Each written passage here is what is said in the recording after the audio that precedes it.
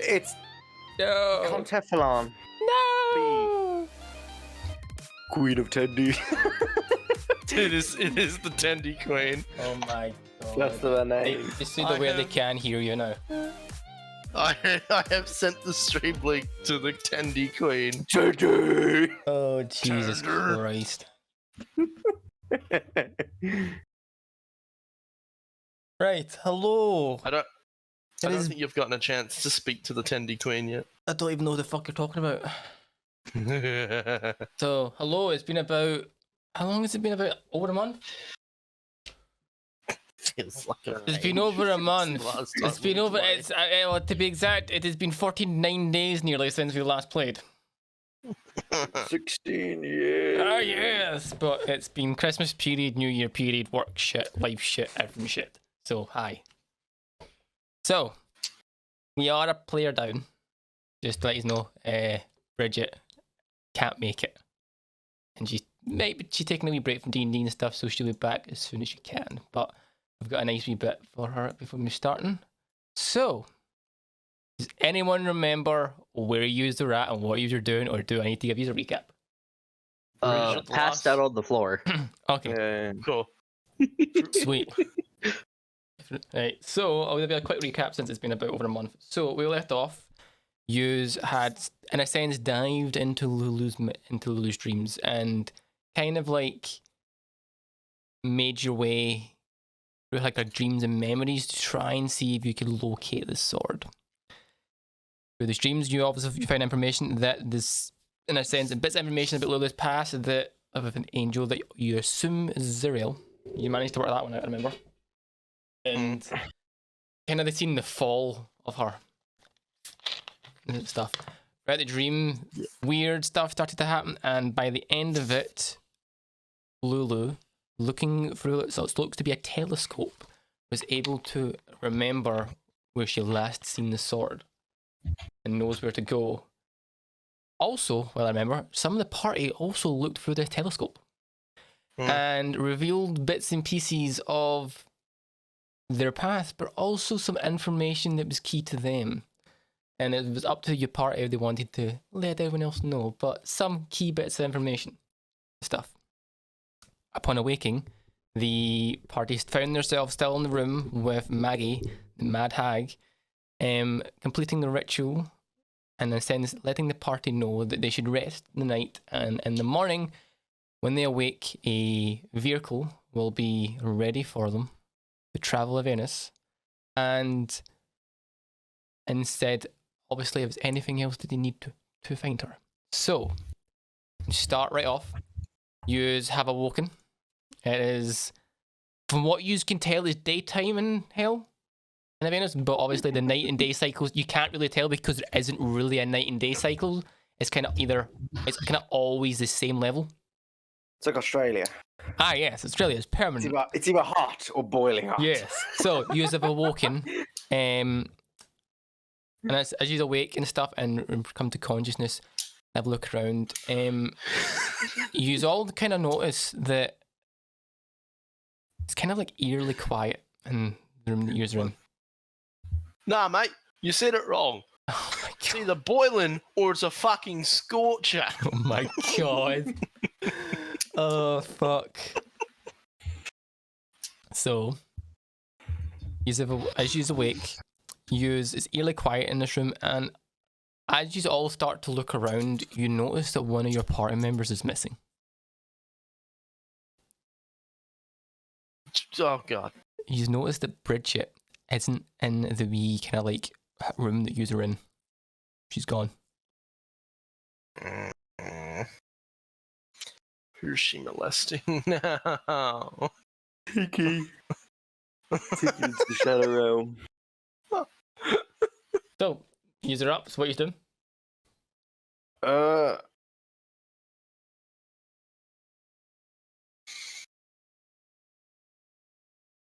Rushing over to where Bridget was. So rushing over to where Bridget was, you find that I know of. Yeah. So when you, in a sense, when you all went to bed at night last night, you all kind of like went to your normal, like kind of like slept in around the same area. But Bridget kind of kept herself in a corner, Now I'm going around the corner, you notice that there is nothing there. There's none of her belongings. There is nothing. It is as if she's took everything and gone. Just remind me, who had the bag of holding?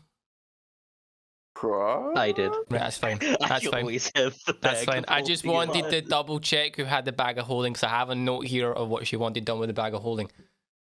Last So, thing I did last session was take out the bag of holding, place it down, and then just collapse, Perfect. effectively shutting down. Perfect. I just wanted to double check because I've got a note about if she had it, what she would want it done. That's fine. Portable morgue.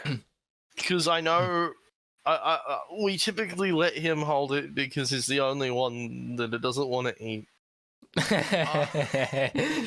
So, Brimrock, you've kind of ran up. There's nothing there, and it's as if it's nothing there. It's as if Bridget has took all of her belongings and left in a hurry. Is anyone close by? Well, so like, God, or so in the room that you're in, I've kind of this kind of shit like room that you're in this wee tiny building. These are the only ones that are there. You can go outside and have a look. I'll go outside and have a look. Yep. So you kind of go outside and stuff. It's not like a kind of like a door, like a curtain.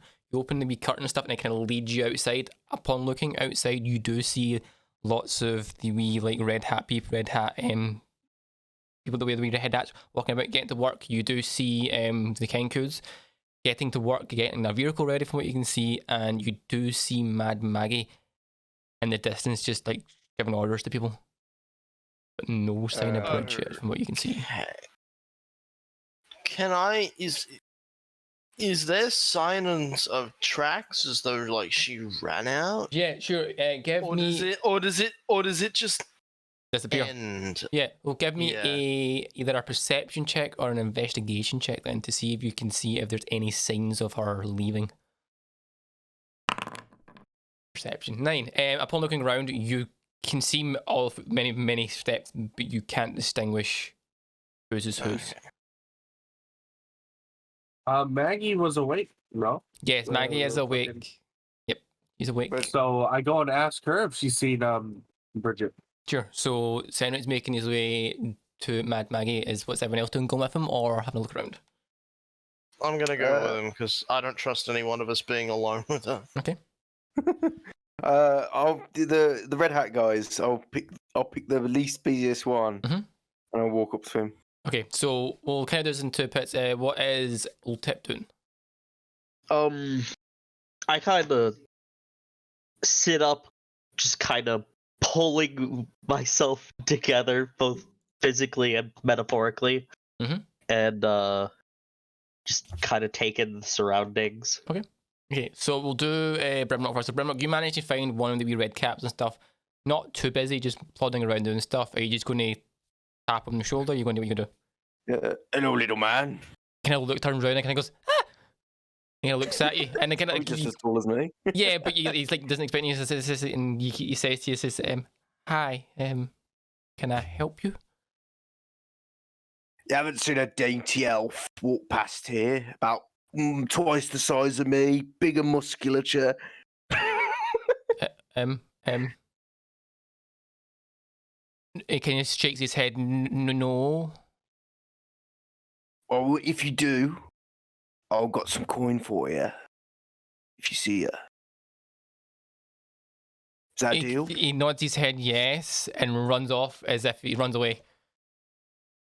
And it scurries away and then stuff, and then he kind of like chats to the other like red caps and stuff that you can see around, and it's running around as if he's like whispering to them and stuff. Yeah. I like the concept of a dainty elf. It's fucking like you literally just got a dainty beefcake. Okay, follow them. And once I see them two go off into the towards Maggie, I'll follow them as well. Yep. So let's say they'll get to Maggie first. So Yeah. Senric and Craven, you managed to get to Maggie, and upon arriving, Maggie goes, did you sleep well and stuff? It was a very interesting event that happened yesterday. And says, so are you ready to go? Apparently, one of us already has. Mm-hmm. You want to know where our comrade is? the wee elf girl. Yeah. Yes. And she kind of Maggie kind of reaches in to like a bag and pulls out a scroll and says, "She wanted me to give you this." I'm Who's gonna take yeah. it. okay? Senric, you take it. So he said, you used to have a read of this and stuff, and when you're ready and when you're ready, just come and find me and stuff. I'll get your. And she points this large vehicle off to the side. We'll get this vehicle ready for you and stuff for all your help. So, you open in the scroll or the paper. Yep. Okay. You open it. So it's addressed to all these, and it says, "What is it, dear comrades?" It says, I can't really say. I don't want to really. Comrade. Simple way to put it, I can say, "Hey, arseholes," but you know. We are agents of the Soviet Union. Yes, the Soviet Union. Yes, it says, "This is dear comrades and friends." Thank you so much. Comrade.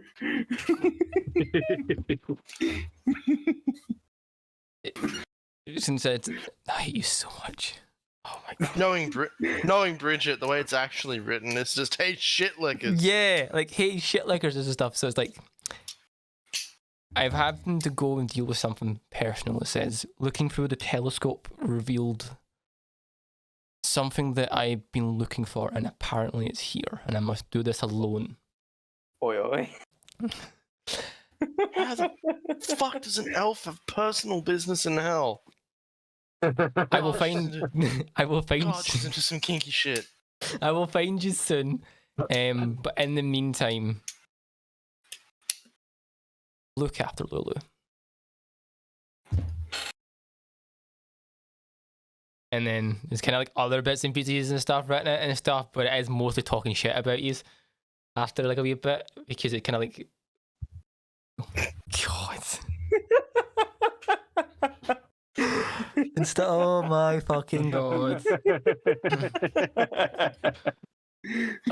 So Jesus Christ. you read the note, you fucking. Oh my god. And she's away doing weird kinky shit in hell while it looks out from the fucking about you to just roasting. Mary, Jesus, and Joseph. So you read the note, and Lulu is kind of beside you and this stuff now. By the time you all get together, and you can now visibly see that Lulu is obviously upset that Bridget's not here.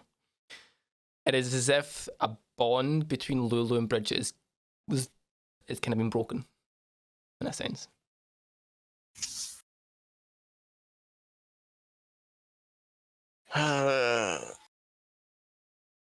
So, are you going to go back? Maggie's like a couple, like 10, 15 feet away from you and stuff, getting the vehicle ready. I go over and I head over there. Okay. I'm gonna go find the rest of the group and sort of group up again. Okay.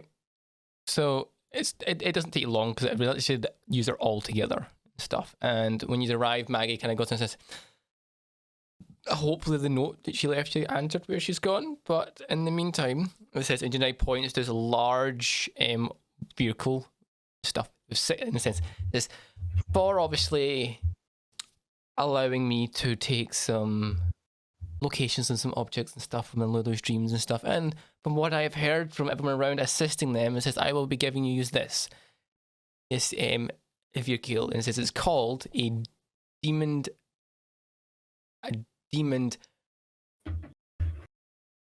grander. And it's like a 6-wheel, very large. Let's see if I can get it to show it for you, if it lets me do it. Greyhound. Show us. I'm trying, but it's not wanting to let me show yous. Are you Puma? taking the piss and stuff? It's literally not wanting to show it. This is how fucking annoying this can become. Volkswagen circa 1936.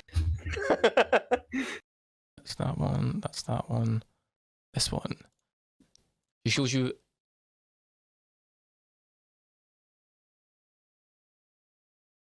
It shows you this. A large vehicle, three wheels, left teeth, and says this should be able to accommodate all of yous and stuff. It can hold a maximum of 8 creatures. It's fairly tough and robust. It says the two Kenkus, and she's taking a couple of points to the Kenkus, managed to get it functioning operational. So you wait at this, and then she's like, you'll also need some fuel. And it says these vehicles, as you probably run on soul coins, so I can give you some of them to get you on your way. But you would need to get more as you travel. So she kind of looks at you and stuff, and kind of says, who is going to be the one that drives this vehicle? What kind of skills required? So I'll let you. So this this is classed as a land vehicle. So if anyone has like advantage in driving land vehicles, it is fine. Or anyone that is, in a sense, it's going to be, if you can drive a land vehicle, in a sense of what happens when you drive this, you're going to have to do like survival checks to see if you can navigate the terrain. But with a land, so anyone can drive it, but with a land vehicle proficiency, you get a bonus to it. So you would be able to add your efficiency modifier as well on top of what you roll. Does any of us have that? Does anyone have? Kind of clicks his fingers and goes, "I'll have to look from here, boys." It's just perfect. It says kind of like points. She points to Clonk. It says Clonk. You kind of message Clonk. It says, show him how it works. It says give him a few lessons, and it's the quick wee lessons and stuff, and get him up to scratch to driving it. You need a booster seat, bro? Someone lift them up for him. So there is also, I can do myself, thank you. she also points out that the vehicle is equipped with a variety of weapons, and she kind of makes her way around with the rest of yous and stuff, pointing to, obviously, this is the helm. This is where, obviously, you can now see Brimrock kind of climbing in, and Clonk's kind of like over the top of it, like pointing at controls and stuff. We'll do a check to see how much you're taking in a minute. She also points to another few things. At the front of the vehicle is a chomper, which is the teeth. It says this here is kind of used to chomp vehicles up in the road. Kind of like we can like tram into them, clamp on them, and then it can kind of like start to rip them apart. As you begin to make your round at the sides of each side of the vehicle, there looks to be a harpoon on each side. It says these harpoons, each equipped with 10 shots currently. It says they each have 10 shots. Allow you to fire and kind of pull things towards you. Stuff. It says it's very useful when you're having to like get in a wee fight on the move. And you can add, and finally is this wrecking ball at the back. This wrecking ball is exactly what it says. It allows you to wreck things from the rear and stuff. Yes, and it's very good at also destroying walls. And I found it very useful for that. One question. Yes. Why is it painted red? She kind of looks, and she kind of looks, and then she says, "This. It's also very good at crushing people who don't do what they're told." And stuff. So fantastic. It says everyone around here and stuff. You now see like a wee crew of red caps around stuff. It says if they'll happily show you how all the weapons work and stuff. Now there is one thing I do have to ask. It says who is going to be carrying the coins, the soul coins? I'm gonna raise a hand. Ah yes, and she kind of looks you over, up and down and stuff, and she's like, I see. It says, I just need to pull up your character sheets 1 sec. Thing is, I don't know whether we're proficient in it, but it just says in tools, I've just got land, vehicles, land. Vehicles, land, so that means you're proficient with land vehicles. Yeah. Just double checking. The way they put it in the on the sheet. Yeah, no, you're fine. Craven, what's your alignment? Like true neutral. True neutral. God. Okay. She kind of. I'm just survival. I just do what the fuck I need to do, basically. Perfect. She kind of looks at you and says, Says, yeah, you'll be able to take the coins and carry them and stuff, but You wouldn't be able to hold much. It says these coins have a way of what's the word I'm looking for? Having a way of the person rejecting them over time. It says if they're not, in a sense, evil. So you'll be able to carry some, and you'll be able to carry what I give you, but you won't be maybe able to carry much more. Is you fine with that? Okay. I guess I'm gonna have to be. That's fine. It's just here. So kind of like now gives you free soul coins. And it says, you look, as you kind of now points to Clank, because Clank showing where the coins go, and you now see behind Brim, you can like slide above it and points down, and above where Brimrock currently is learning the controls, there is what looks to be a massive engine. It's an engine, and right in the middle of the engine is a slot in the inside and stuff. Okay. And it's kind of like he kind of explains and stuff. Kind of explain that you put the coins in, and it acts as a fuel source. It's got like a fuel pump on the cap. kind of. Maggie explains, so obviously it says these coins will fuel the vehicle. It says, depending on how rough and how much you use it, the duration of the coins will vary. Also how pure the coins are. And I've gave you what I could, so the coins each coin should last on average of 72 hours of constant use. Depending on what you do, on the other hand, that can either go up or go down. And what options do we have of procuring more? So, these coins are very valuable. So I would say protect them with your lives. You might be able to buy some from vendors and stuff and other places around Avernus. It says, but it says your best bet would be to scavenge them from other people and other vehicles. Would be your best bet. It says you might be able to steal some from some of the warlords that are here, as they have an abundance of them as well. But you might be able to find them here and there. But the free coins I've gave you should last a good couple of days. It says, as I said, each coin lasts 72 hours.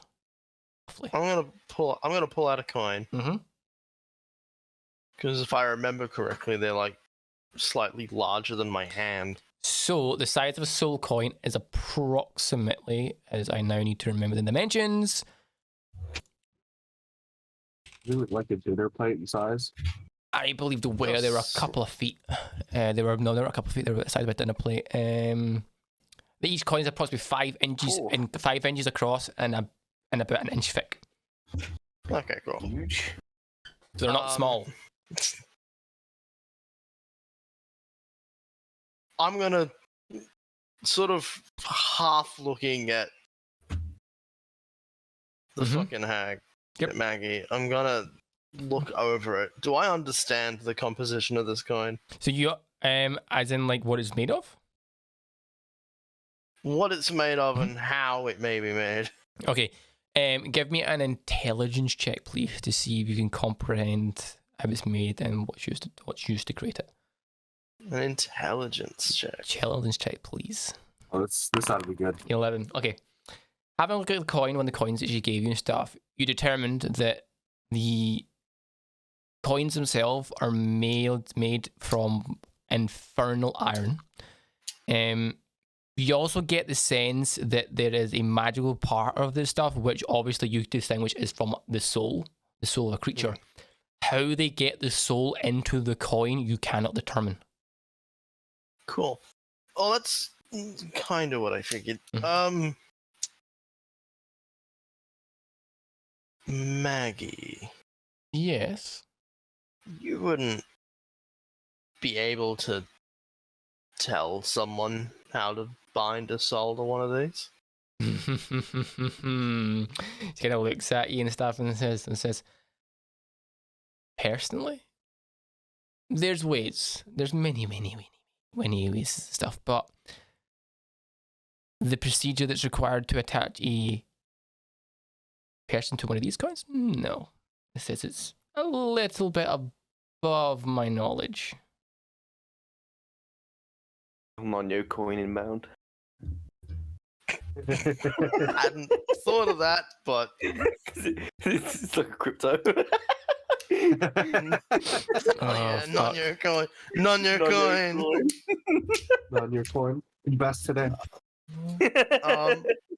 Invest today. Stop. No. It's only going up in value. It'll definitely never drop. One of a kind. 0 rug pulls ever. Only History 2 of ever Outlaw made.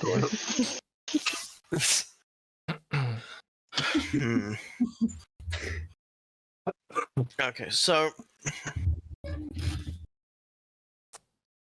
how does the engine consume the coins? Eats them. Yeah, ask Maggie. Yeah.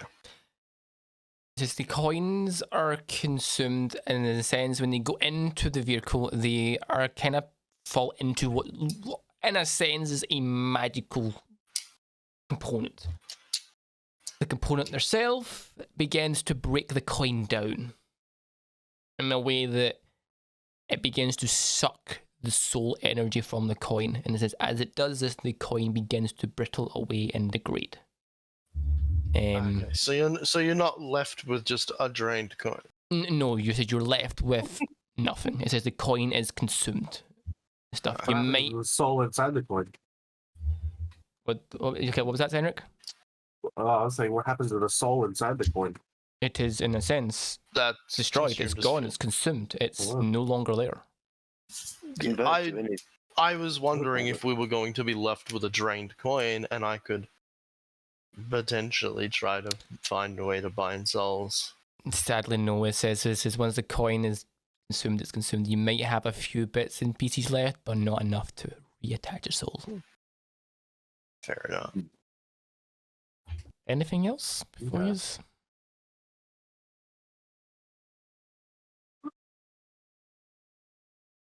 Anything we might need to know. It's not like we're So experienced in traveling this place. it says she kind of looks and stuff and says be on your guard. There are many beings and creatures out there that will try to, in a sense, take what's not theirs. So be on your guard. But she kind of like hits the demon vehicle and looks and says, "This here, this will do you good. Should be able to get you to where you need to go. And please, when you're done with it and you no longer need it, let me know and I can come and get it. Just anyway would be nice. But if not, I'll make sure I can find it later on." Brim revs the accelerator a little. Yeah, so you're hearing like Brem give. So to see how much you've taken in from what you have been told, you just give me a give me an intelligence check to see how much information you've taken. Oh, I boy. really don't know. I really don't know how he's revving it. 'Cause I haven't put a coin in. There is a tiny bit of fuel in it, so don't worry. Yeah, they wouldn't leave me completely. they won't leave it out. There's a little bit in it. I mean, I could probably give you an answer. 5. Right. You have, in a sense, took in as much as possible, but once you found the room bit, everyone else kind of went out the window. Yeah! Just go boom, boom, boom, boom. Turned into ape in the movie. So Yeah. it's like you've been like showing all this stuff, and you've took it in, but whether you remember how certain things work or what it does, it's not all you really care about right now is pedal down, goes vroom vroom. So, can I hear him constantly revving this? Yeah, you can hear him constantly going vroom vroom vroom vroom vroom vroom Noxiously vroom. revving. Like actually putting his foot to the ground, out of gear. It's not in gear, but it's like and he's like, you just see him like flailing about with the steering wheel, going, yeah. Was it a steering wheel? I thought it was a bike. Oh no, that has a steering wheel. I am going to yell out in Dwarvish, hope you're paying attention. What?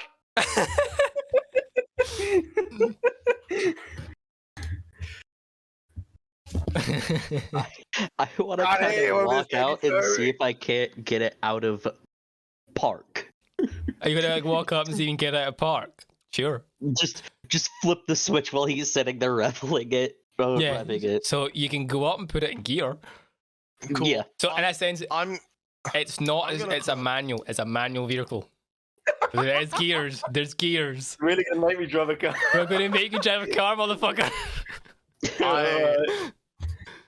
I am going to ask Clonk for the world's fastest fucking rundown. Yeah. So in a sense, if you go up and ask them, they'll run over bits of the vehicles, so you can get a rundown and stuff to figure out how to do it. So give me an intelligence check to see how much you take in. Yeah, I'm literally just asking for a quick rundown in case he forgets something. Yep. So give me an intelligence and see how much. Because I can tell he's hyper focused on that goddamn do it. pedal. So Intelligence. Intelligence, just to see how much information you take in. 17. Yeah, without a shadow of a doubt, when you're getting told, you're taking in what every button lever does, to the point that you know, and obviously with old tech now pulling up, you know that it's not in gear as well. Oh, yeah. So old tech, you want to put it in gear because you can distinguish what one is the gear lever. Well, I need to put the clutch down first. I can just distinguish it. Yeah, so it kind of like walks up and starts to move this thing, but obviously it is not moving because obviously the clutch needs to go down. But you kind of find this gear thing, and as you move, you get like crunching of gears. And then Brimrock, upon him doing that, you kind of go, nope, and you put the clutch down, and then it kind of moved into gear. So you've now got it out of fucking parked in gear. Jesus. Every step, keep this thing moving. Is it, well, you want it to move? Was everyone on? Well, you can take it, in a sense, Fort Knuckles is quite large. You could drive it around and get used to it. For a wee bit, like a slow pace. Yeah, sure. So if you want to drive it, you wouldn't be able to take it out of probably first, but you can drive it around to get used to the controls. Sure. Sure. So is everyone jumping on whilst Brimrock gets used to driving this? Yep. Oh no. I'm just gonna eye the controls to make sure he doesn't blow this thing up. So in a sense, so just to give you a description of this vehicle is like quite large. The controls for the driver and passengers are kind of protected in what looks to be like some sort of cover. So with inside, you can see him driving, you can see out and stuff. But if you needed to like use the harpoons and stuff, or control the jaws and stuff, and use the harpoons, you would need to go outside to wee balcony sort of things to fire them. And then obviously with the Clump Trumper bit at the front and the Wrecking Ball, they can be controlled from inside the vehicle. Right? So just so you get a picture and stuff. But in this thing, it can quite easily hold 8 people. There is, in a sense, enough room for 8 people to be in this comfortably. Because in a sense, you just give you a size of how big this fucker is. It is classed as a gigantuan vehicle, so it is not small. A mini bus, dude. Pretty much a size of a fucking bus. Right? It's not small. So there's plenty of movement and stuff. So yeah, you can, in a sense, go around and just drive around. As you're driving around, Maggie does come on board, and so does the 2 Kenkus, just to make sure that you're learning and picking stuff up as you go and stuff. So I have a hag as my driving instructor. you have a lot of people as your driving instructor right now. So I would say, just for shits and giggles, give me a survival check with, and also add your proficiency modifier on it again, because you're proficient, to see how well you drive it right now. Yeah. +3, so Yeah. survival +3. Just to see how well you can. 9. Okay. +3. So yeah, that's okay. 12. 12. Okay. Fort Knuckles is not that as easy to drive in. It's very like open and very like kind of flat. It's not a lot of bumps and things to points. You get a handle of driving it, and you're able to, in a sense, control it and drive it in places that are not dangerous. You get the sense driving around Fort Knuckles, there is parts of this bit you would not want to drive this on, as it will probably fall through the floor on the ground that you're on, because it's not a light vehicle. So after I say about 10, 15 minutes of driving around, you're now confident enough that you could drive this. And everyone else, if you are wanting to like learn how other stuff works when they're driving, you can spend that time to learn and stuff. And if anyone else wants to drive, they can.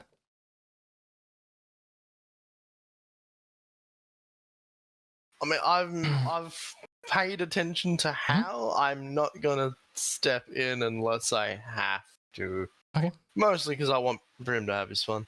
That's just fine. So I'm completely oblivious. I am having a silent argument with my book. okay, silent argument about and stuff. Senric, are you wanting to learn anything before you, in a sense, we move on, or are you good to go?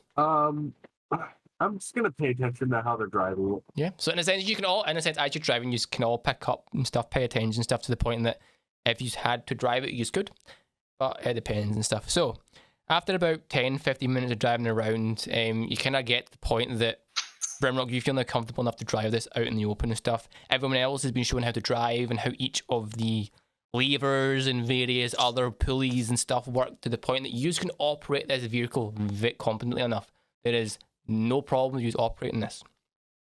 After a while, you do see Lulu kind of like sitting beside, kind of moves up to where you are, Brimrock, and kind of positions herself at a point that you and her can see out the front of this vehicle in a sense. So she's going to like, in your head says, I'll give you directions where to go. Right? Road Nice. trip! And stuff. So, Okay, before we go, Mhm. Yep. I do want to try and catch Maggie at a point where no one else is really paying attention. okay, I would say once after about the trip around the Fort Knuckles of learning to drive around the controls and mechanics, and you kind of pull up and kind of park the demon grinder at the gates ready to go, Maggie kind of jumps off and begins to make her way back to her tent alone. So you could catch her there. Cool. Mhm. I'm gonna follow them. Yep, so you follow them stuff. What is everyone else doing this stuff whilst, you know, Craven's kind of jumped off and kind of gone on a wander? Gonna do burnouts in the courtyard Okay. if I can. That big really can't. I would say the vehicle's Try that anyway. you can try, but the vehicle you can certainly try. What's everyone else doing?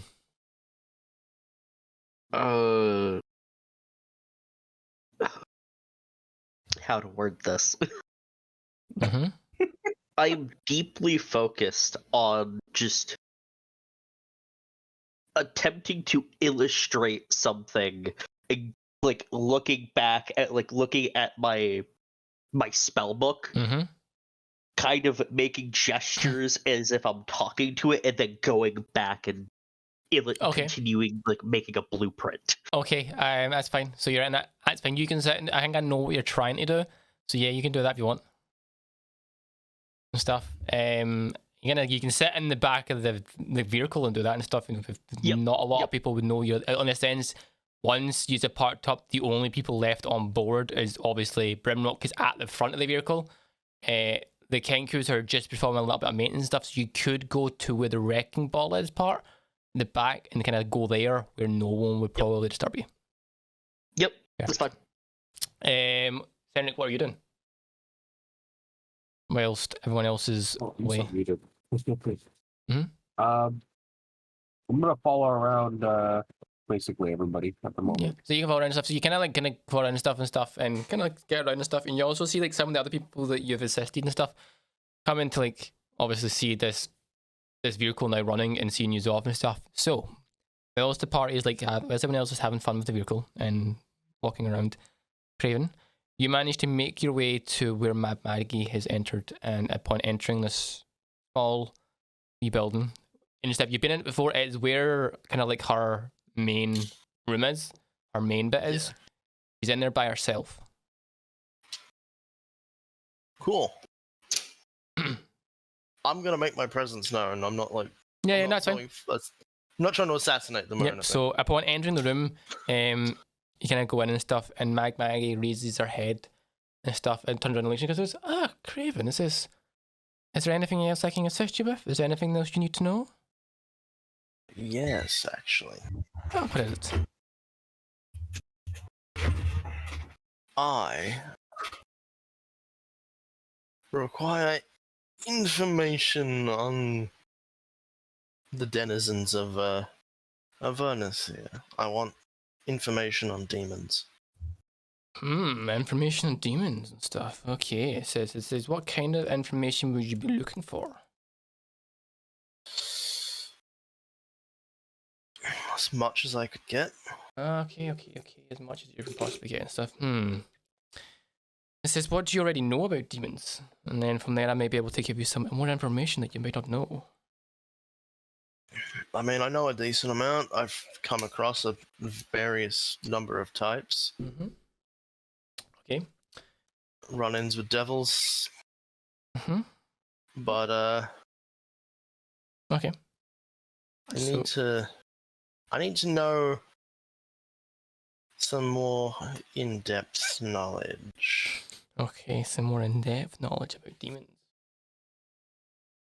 Okay, so she kind of has a think, and she's like, says you know quite a bit of knowledge and stuff. Let me just see what else I can tell you.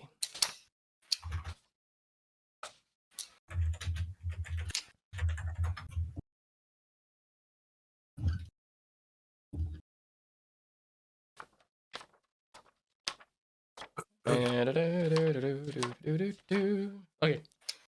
So she kind of has a think about it and stuff and says, It says, well, do you obviously know about the hierarchy and demons and stuff, don't you, correct? Yeah, I kind of know the basics. You know the basics. So obviously, she kind of informs you of the higher up the more powerful they are and stuff, but I don't know exactly what types of demons fall into pieces of the hierarchy, though. right, so you know about, like, the lesser, the greater, and that sort of stuff. Yeah, I know lesser, I know greater, and I know it eventually goes into, like, you know, some of the devils. Mm-hmm. And, like, archdevils and shit. But Okay, so when I see something, I don't know how to immediately identify which level it's at. I'll get you now, since in a sense, being able to identify it at a glance, or have a look, being able to look at one to tell what it is level-wise, like how its hierarchy is. I'm effectively looking for an encyclopedia on a... Okay, so she's kind of like, it says, give me one moment, and she kind of goes away, and kind of like goes and has a look through some stuff, and she gives you, in a sense, it says, this might be able to help you and stuff. It says, it will help you work out what category they fall into. Okay. It won't be able to identify if it's like a lesser or a arch one, because in that category, if that makes sense. So if you kind of go into the like lesser ones, always listening to stuff, each demon and devil will look slightly different, but it would be able to give you a ballpark of where it would fall into. Okay. That'd be all right for you? It would. Mm-hmm. So, when it comes to some of the more powerful demons, Yes. let's say the ones capable of possession, Mm-hmm. what do you know of those? So they would be classed quite high up. It says, it says depending on what they are, it says they would be well respected because of what they can do. They're all be quite powerful with the fact of possession. That's quite powerful. But you would be able to distinguish what they would are from the rest of them stuff, because they would be, she's going to lose this, it says, they would give off more of a magical aura, if that makes sense. Okay. Okay, I have a quick question for Spartan. Mm-hmm. Nonyo at one point explained how he obtained the demon, right? Or how he believes he obtained it. Did he say it? Did he say it to me at one point? I don't think I did. Don't think he did.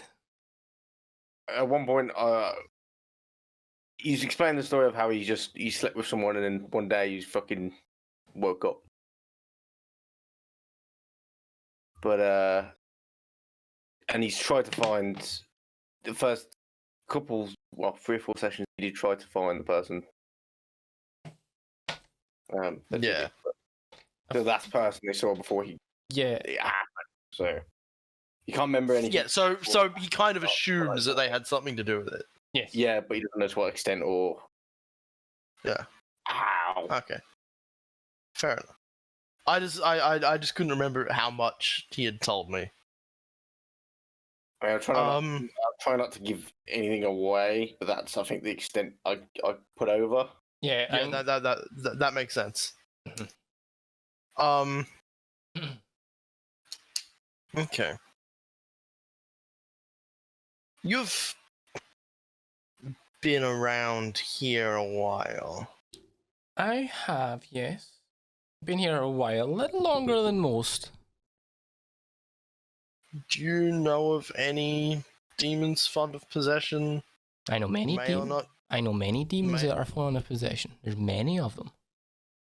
may or not give himself the name Null. Null. Null.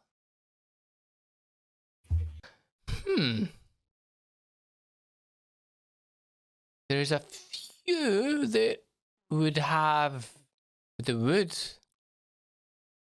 but without knowing the exact one, it would be hard to pinpoint which null it would be. There's many nulls. That's great. Is there anything else that you can tell me? And she's now like, you kind of like piqued her interest and stuff upon saying null.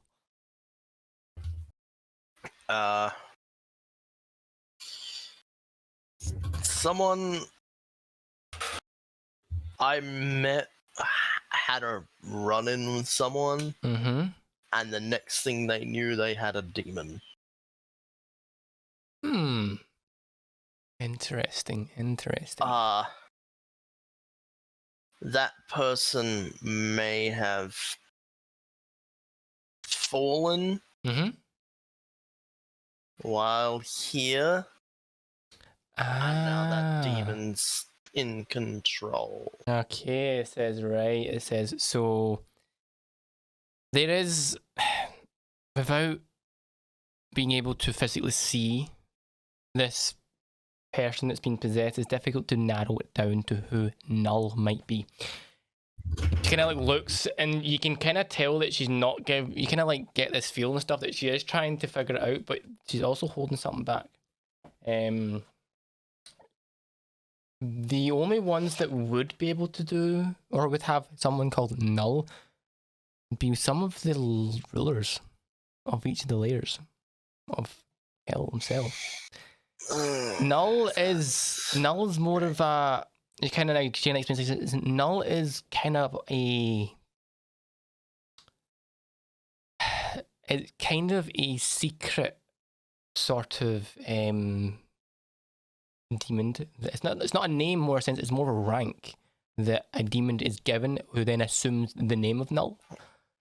That each of that is bestowed upon devil demons upon the ruler of that current level of hell. They are kind of their, how would I say this?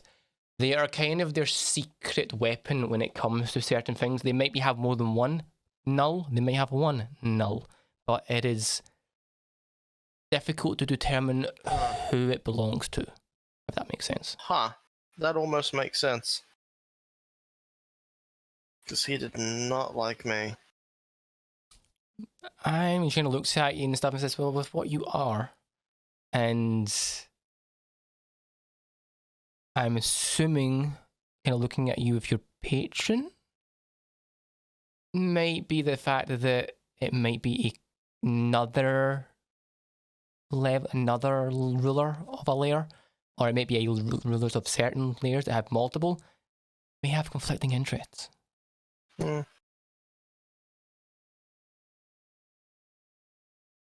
That's all I can really tell you and stuff. Unless you can bring him here or something, then I can't really help. Do they still seem to be hiding something? She still seems so. It's just not. You get the sense that when you remember how when she talked to you about Lulu and stuff, you get the sense that there's something that she is not telling you. You can pick it up because with Lulu, she got really excited, and you get the sense of what you've told her has piqued her interest to the point that she is struggling to hide it.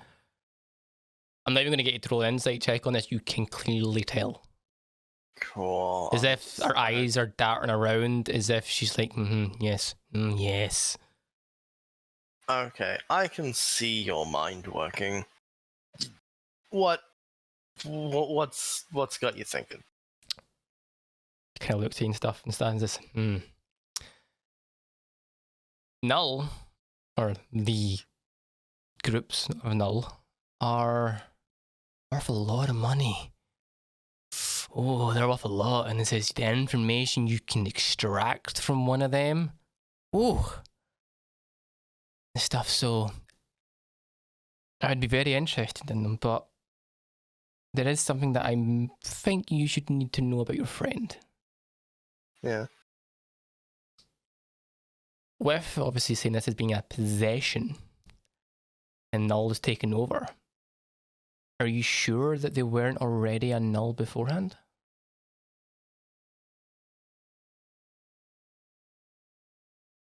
I mean, based on the fact that the two individuals had completely separate personalities, I'd argue it's definitely not the same person. But what I mean is are you sure that they weren't a Null at the start and then became your friend because of something? Or has your friend always been a Null and hiding it from you?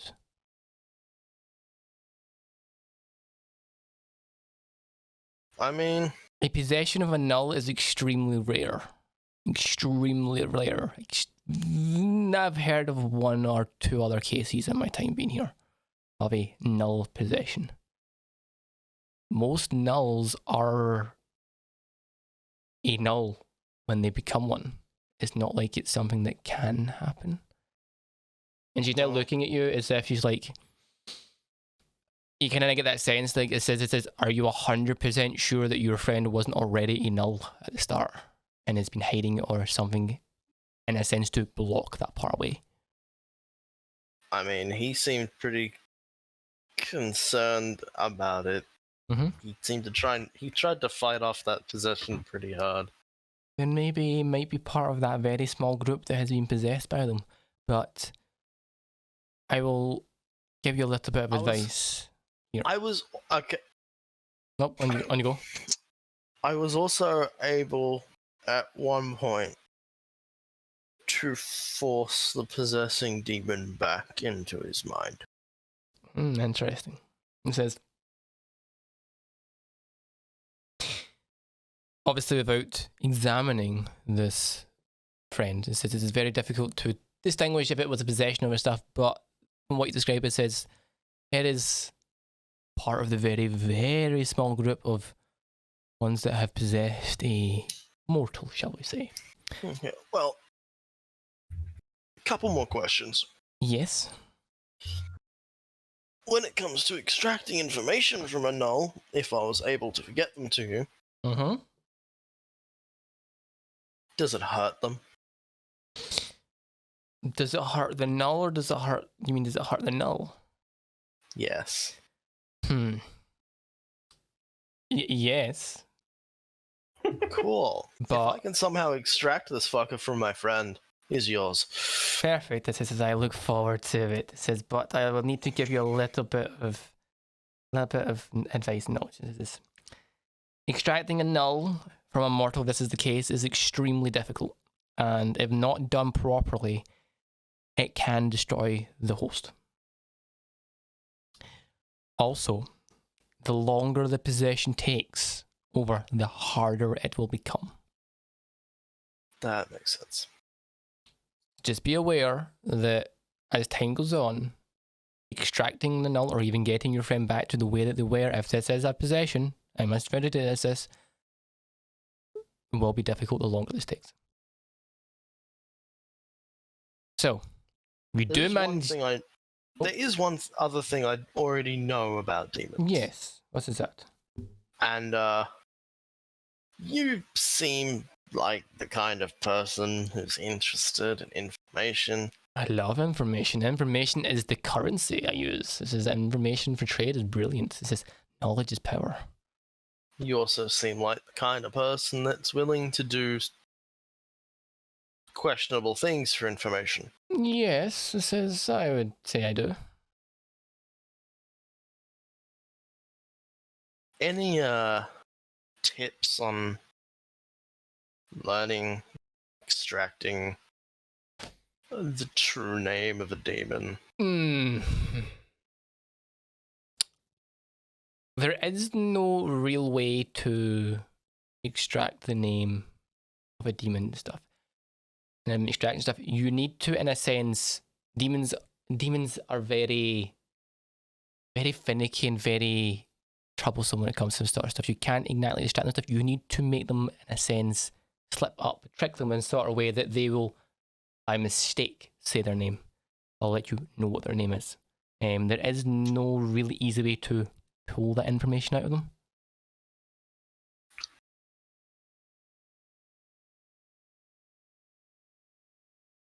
No, like interrogation techniques or tricks that you've used to make them slip up?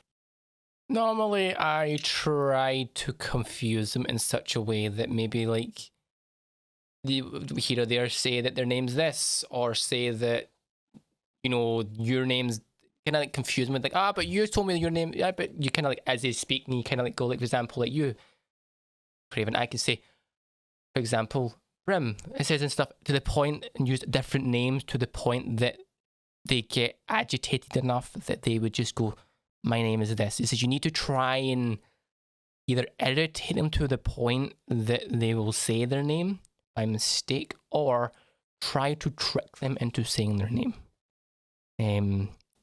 They are very guarded when it comes to their name and interrogations and stuff. With where we are, a lot of them can take it and not spill that kind of sensitive information. As I said, once you know their name, you can pretty much own them. Any you already know? A few. There's a few I know. There's a few demons and devils I know their names of that I have, let's just say I have some leverage when it comes to that sort of stuff. Any you don't like? Oh, many. It says,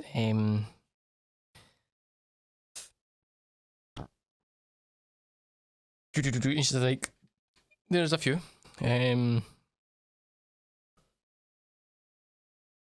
For example, there's one I know called Ye No Go. It says, he's one of the demon lords worshipped by ghouls and stuff that I've got a little bit of play with, shall we say. It says I know his true name. Okay.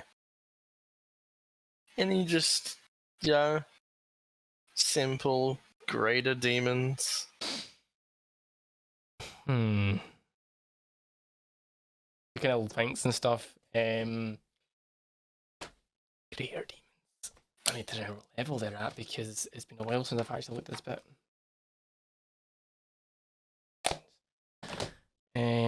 She kind of has a think for a minute and she's like,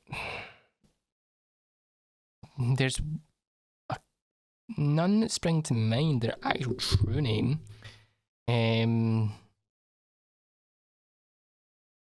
No, it says I would say there's none that spring to mind that I know their true name. I think I know what you're trying to get at here information wise. I'm looking at it and I'm like, she wouldn't know that. Unfortunate. It says it is and stuff, but it says, as I said, they are very protective. And once you do know their name, it says you have them wrapped around you can wrap them around your finger. Because if you let someone else know their true name, especially one of the higher ups, oh, that's a big no. So, is there anything else I can help with? And after having this conversation, you are now hearing Brimrock revving the engine up more and more and more and more. Yeah. And you can also now hear. That's everything. Yeah, that's totally fine. It says as well. I wish you a pleasant journey. It says, if you do need anything and stuff, the repairs and stuff, feel free to pop by.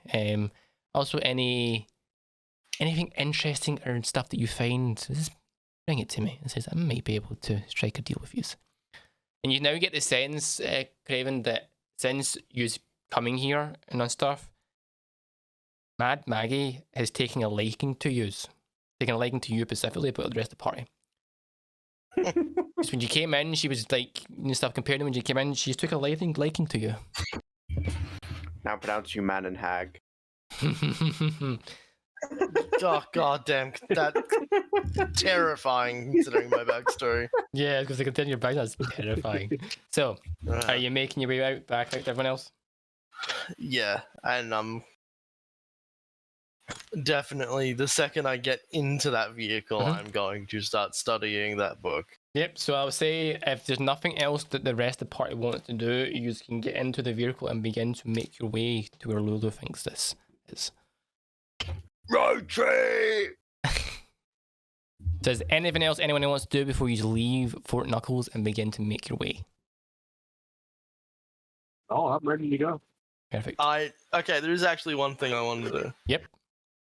Since only two of us were present at the start, I am going to relay Bridget's note.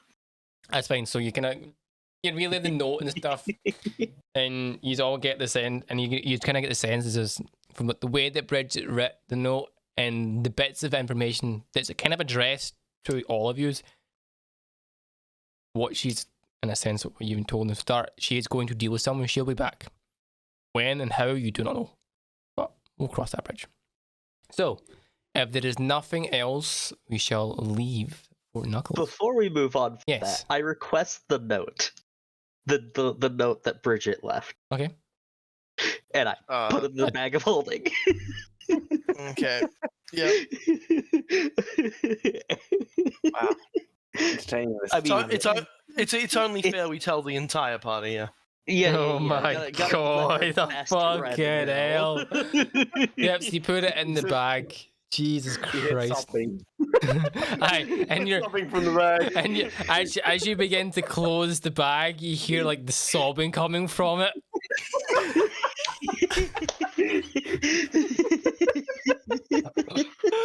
Oh fucking hell. Oh god damn it. So if there is nothing else, you can move on and you shall begin to leave Fort Knuckles. Henry bag, man. So as you all get aboard a vehicle, you gather your belongings and stuff, and get ready to leave.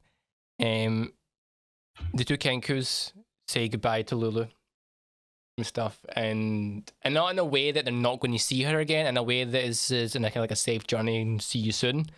Mad Maggie kind of comes to her outside her room, her wee building that she's in, and kind of like gives you like a nod and say, "We'll see you again," nod and stuff. And the other red caps all get to the gate and begin to pull it open and stuff, allowing you to drive out into Avernus. So, are you? Lulu is beside. Immediate survival check. Immediate survival check. No, so You don't make the gate. You crash into the side of it. So, Engine explodes. so in a sense, before you go, obviously, before you fully go, you will have to put a coin in, right? Yes, So I So, insert a coin. so you're gonna have to keep track of how many coins you have. So on your character sheet, if you wish, put in that you have left 2 soul coins, right? And then Brimrock, you need to remember that there's currently, since whoever's going to be in a sense, I'll put this in the D&D chat, the actual full spec sheet of the vehicle, someone's going to have to keep track of if there's a coin inside the vehicle or not. Oh. And stuff, because it's a lot. I'll keep an eye on the time of a coin being in, because depending on what you do, the coin will go up and down. But someone will have to keep track of if there's a coin already been put in. Of course, yeah. Again. And what I'll do is I will get you the stat blocks for the vehicle. I think they're putting a gauge. there is a fuel gauge in a sense, and stuff, but it just depends on what you. So I'm going to put this in. You should be able to see it. So this is the vehicle the users currently have. Bye-bye. Club. You need grinder. Gargantuan vehicle. 12,000. So you can have a look, and that gives you the full specs and breakdowns of the vehicle and stuff. And if you need to do something specifically, it tells you what you need to do. So Hold a ton of cargo?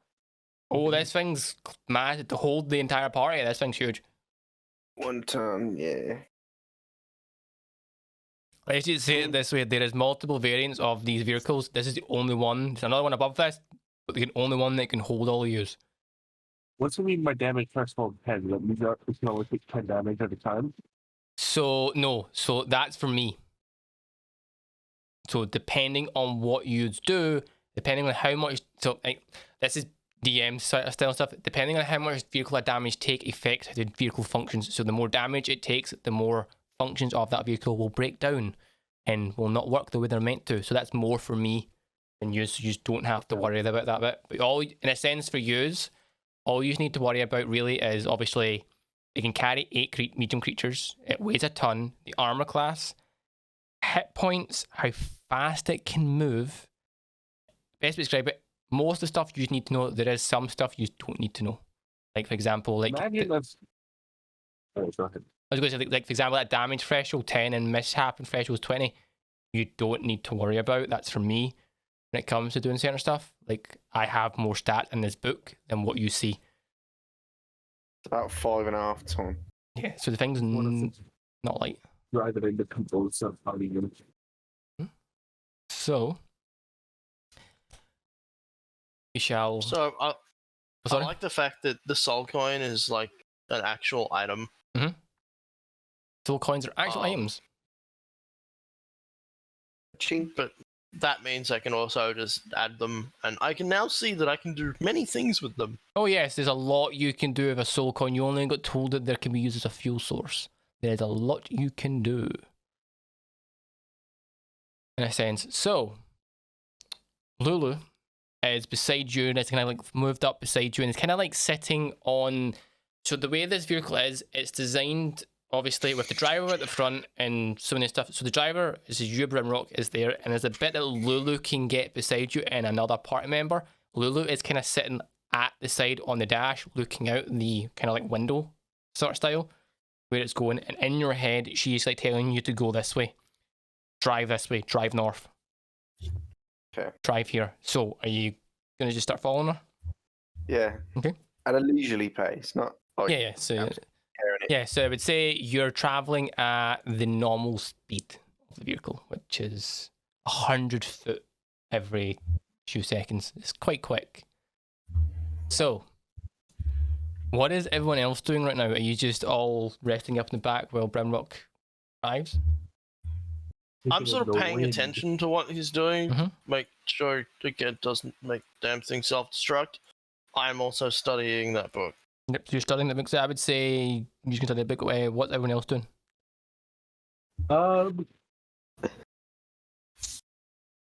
Feet up, chilling. Yep, chilling on As the top. cruise on by. Yep. I am in deep almost crazed focus on just this thing I'm working on with my spell book. Sure.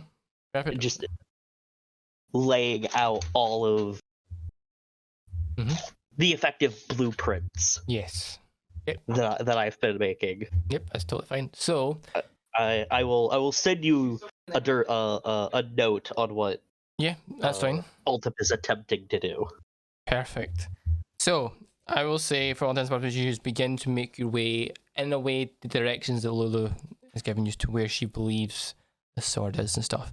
Brimrock, can you give me a perception check, please? Well, let's say, give me a perception check first. I'm not going to get you to do the survival check because you've not long left. I just need to give you a perception check, please. 14. Okay. No, not bad. So, I'm not going to get you to, you haven't tried. So, about,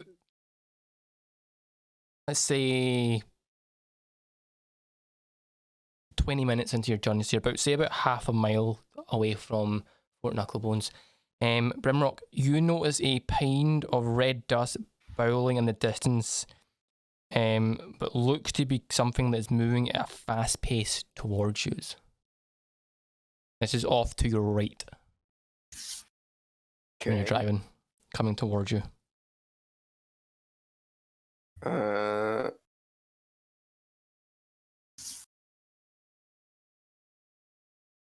say just carry on.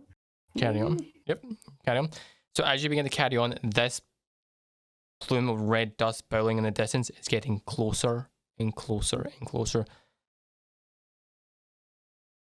After a few moments, you begin to see the outline of what looks to be a large infernal war machine barreling towards you.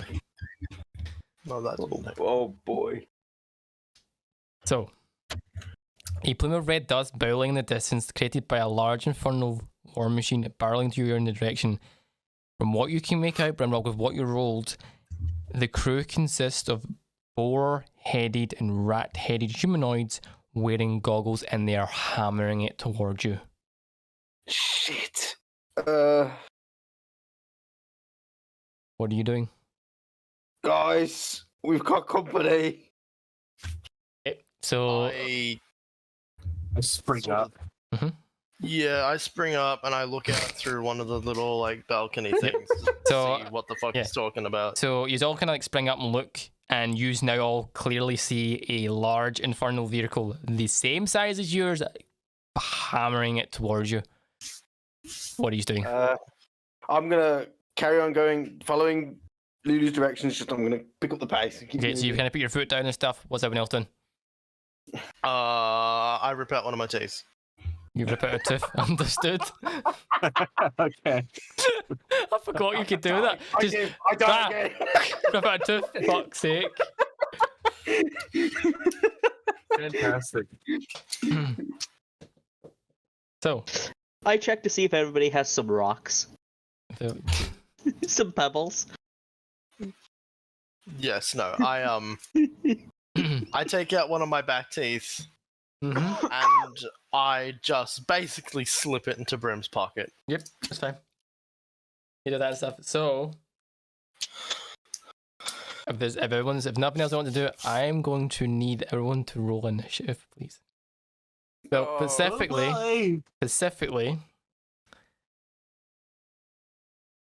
Yeah. I'm just double checking something. Yeah, I need everyone to roll initiative. I will put your things on the field. Give me a second. But I need you to all to roll initiative. So that goes there. I'm just going to just do some bum, bum, bum, bum, We have to roll it bum. on the Beyond. Yeah, roll on D&D Beyond. I just need to get the other part in for this thing. So give me a second.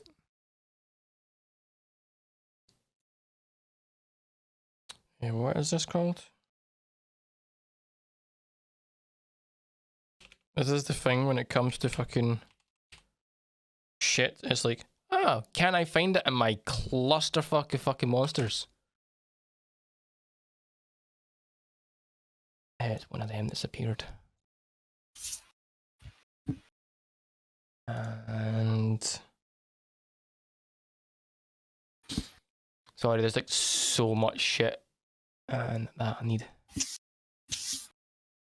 Right. You'll just need to ignore their things, but I'll just make these all visible. So, Bum, bum, bum, bum. There is how many of them? This is the thing when it comes to shit. This is like something that could randomly happen. They fucking did. Okay, I need. Witness me.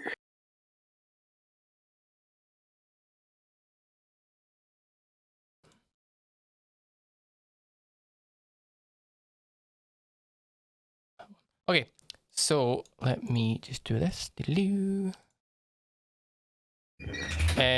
Right. So let me just do anything. So you got 14.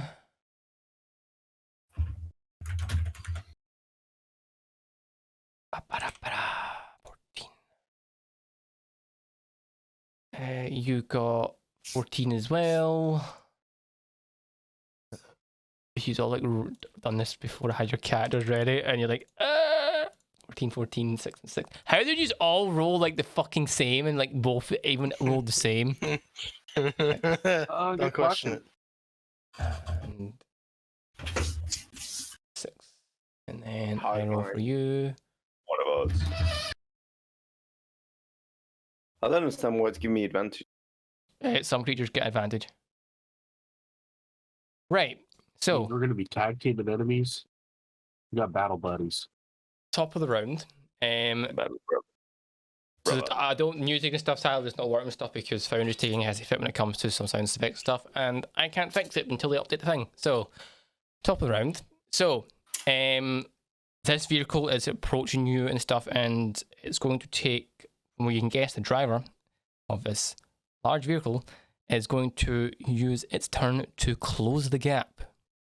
It's going to use its action and movement to get within 50 feet of you and stuff. Now, in a sense, with it getting now closer, you can now all visibly see from where you are looking out that there looks to be what looks to be like humanoid beasts controlling this vehicle. From what you can see a total of what looks to be 5 of them. Obviously, you've got the driver. You can see a driver. You can see people that have mounted the weaponry and stuff, and you can clearly see that one of them that looks to be a wearboard that you can tell, with your past and stuff, your knowledge, in charge of all this, is shouting out orders and stuff to them to do. The leader one is going to signal to what looks to be another couple of another wearboard and stuff on the side to load the harpoon and stuff, and it begins to load its harpoon and stuff, get ready to fire. So, who's next? That one, Senric. Yeah. You are up. The vehicle with the humanoid beasts is 50 feet away from you. What are you doing? And is in a sense now within a kind of like parallel project, kind of like right beside you, 50 feet away, hammering it. Our vehicle has weapons. Your vehicle has weapons, so your vehicle has the following weapons. It has a crush. It has what's called crushing, so you can run over stuff and crush them. It has a chopper at the front. It has a wrecking ball at the back and 2 harpoons, one at either side, that can be fired. I'm gonna fire a harpoon. Okay, so you'll need to get the harpoon and stuff. So the harpoon to load would take a round to load it, because it's not small. The harpoon's large, so it would take a round to load the harpoon. Okay. Yep. So you get the harpoon, and you get the loading stuff, and you can use your action to load it. You should really preemptively load these from now on. What was that? I'm saying we should really preemptively load our harpoons from now on. You can pre-load and stuff, but there is consequences for that. So you load the harpoons, your harpoons loaded. So I would say that's your action. You still get your bonus action if you want to do it. Is there anything you wish to do? Well, let's see what we can do on top of the vehicle. What was that? You're like breaking up really badly, Nova. I'm not even joking. It's really bad. Am I? Yeah. Something from a fish bowl. What? Yeah, it sounds like you're like underwater. Hold on. So, Oh. Hold on. Either way, hold on. So no, I'm not gonna really get to do anything because there's not really much I can do. yep, that's fine. So, is that what you do? Craven, you're up. You have just seen this now vehicle's now 50 foot of you. You see what looks to be the leader shouting orders to other creatures, and Rimrock's put his foot down and is hammering it, steering it wise, and Senric has just loaded one of the harpoons. Okay. I am going to step up near the harpoon so that I can see out of the vehicle. Mm-hmm. So they've got 2 on weapons and then like one giving commands that's like in the open. Yeah, so the vehicle is about the same is the same size as yours, but it's more of a open vehicle, so there isn't as well maintained as yours. So it's got like bits of its armor aren't there. There's also other bits and pieces and stuff that you can clearly see in and stuff. So compared to yours, their one isn't as maintained as yours, whereas your one, when it left, it's been put together well. You can see, and you can see, in a sense, a driver, one creature each of the harpoons, someone at the back at the wrecking ball, and one in the middle giving orders. Cool. I'm going to fire both of my Eldritch Blasts at the one giving orders. Okay, right, so let me have a look at is fine. It would be considered because of the obstruction of it would have half cover. Okay. Okay, so that's fine. If you're fine with that, it's up to you. Yeah, sure, let's go for it. On you go. So, first blast. It hits.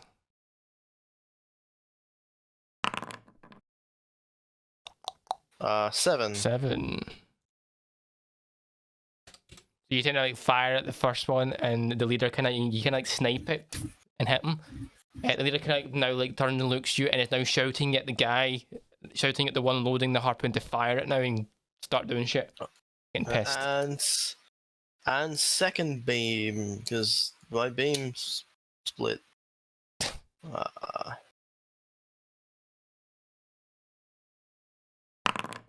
Mess. That is a nat 1. That is a nat 1. Yeah, so you can like fire and stuff, but with Brimrock driving and stuff, it kind of goes over a bump, and you can like your arm as you get in the fire beam, it kind of go and you fire it up wide, going straight over. Anything else? I really do have to question just how long my patron can hold back this curse when I keep rolling that one. It's doing well. Anything else you wish to do? I'm just waiting for this dark gift thing to come back at some point. Screaming in my Come ears back again. at some point. Soon. Is that you? Is there anything I can do as a bonus? So that was your actions, your bonus action. I would say for all intents and purposes, your movement, you can get to anywhere in the vehicle.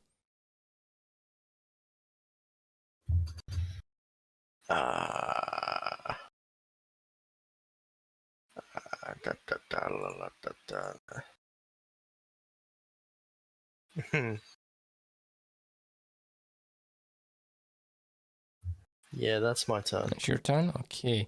So the creature in the back, where you get distinguished and stuff, is going to start pulling some levers, and the wrecking ball at the back begins to swing back and forth and will make a swing at your vehicle. From 50 feet away? I'm pretty sure. Let me double check.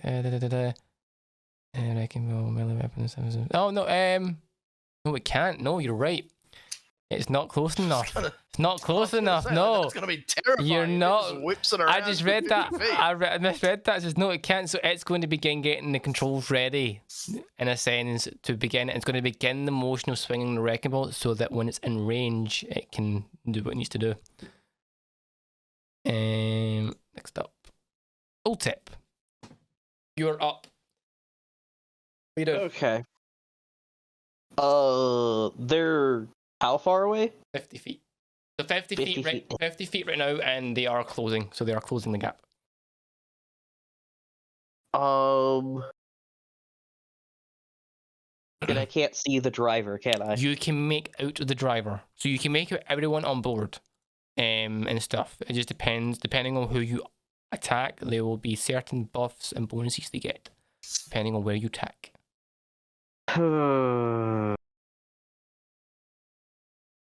Well, I can't reach him because he's too far away. I was going to try and cast blindness / deafness on the driver. Fuck.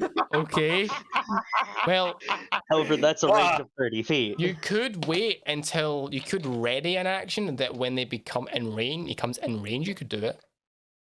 Let's go with that. Yep. So you ready your action that when he becomes within 30 feet of the vehicle to cast that spell. Yep. Understood. Rimrock, you're up. What are you doing? Are they coming up alongside, so like, or they just So- rush us like fucking straight towards us? So they were, in a sense, they were rushing towards you, and when they got in distance, the driver kind of turned to get in alignment with you and is punching it towards you, and is about to your right, about 50 feet to your right, and slightly behind, and is currently closing the gap. And as he's doing so, to get in a line, pulling in towards you to, in a sense, get within a range. I'm just gonna keep moving. Sure. Moving. I would say for this, this wouldn't be a survival check to see how well you drive the vehicle. Just you need to just keep going, use your action and stuff to keep the vehicle going. Yeah. Okay.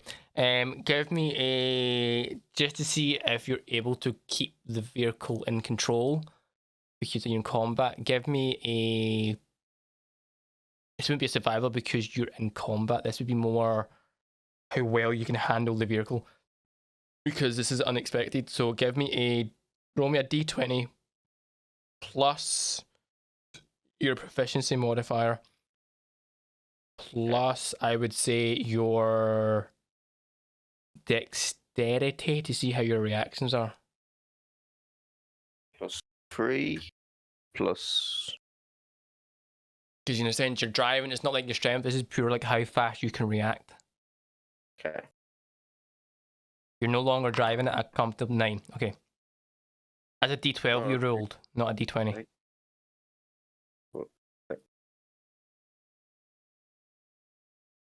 The fucking. You rolled a d12. Yes, I know. I'm doing the thing now.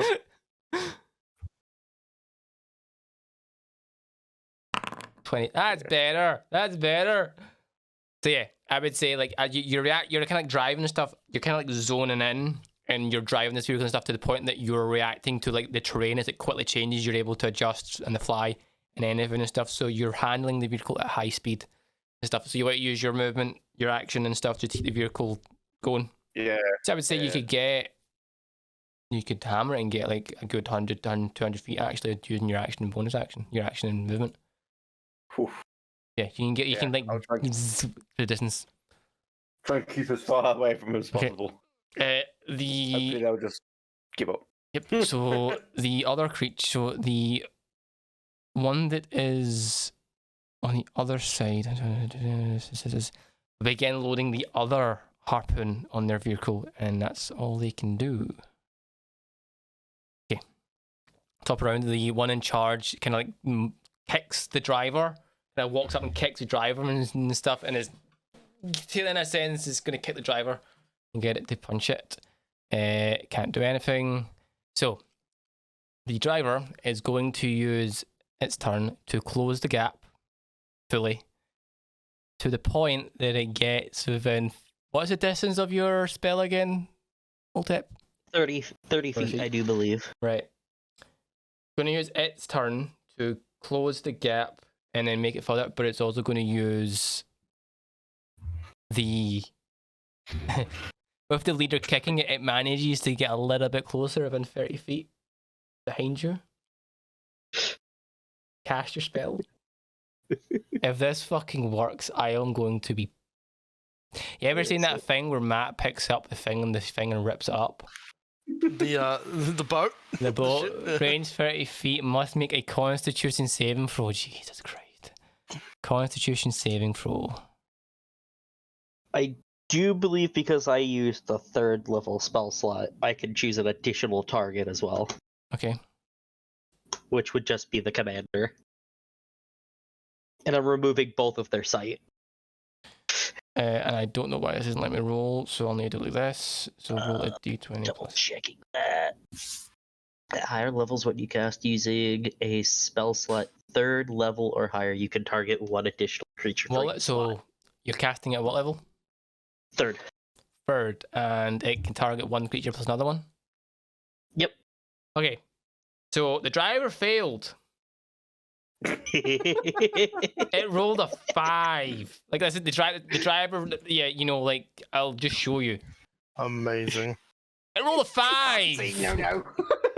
Jesus Christ. Right, okay, so you can blind or deafen a foe, choosing one creature that you can see within range that makes a Constitution saving throw, which it's failed. The target is either blind or deaf. Are you making it blind or deaf? Blind. Blind. Yeah. Jesus Christ. Okay, so now that we're at its blind, and upon doing so, it panics, and you can now see this vehicle swaying from side to side as it is trying to keep control. Okay, and you cast it at 3rd level or higher. You can target one additional creature. You also want to target the leader. Yep. And also make him blind. Succeeds. Ah. Rolled a 15. What? He rolled a 15, so he succeeds. we can see that roll. I'm Got the one I wanted. You can see that roll? Wait, you want to see the roll? We will. Oh. Okay, I rolled a 15. There you go. That's what it rolled. I can't roll it. It's actually the wearer board, but I can't roll it, so it's currently stuck the wearer rat's ready for the driver. But I rolled a 15. I just increased its stat because it's 2. So it's blind. It cannot see.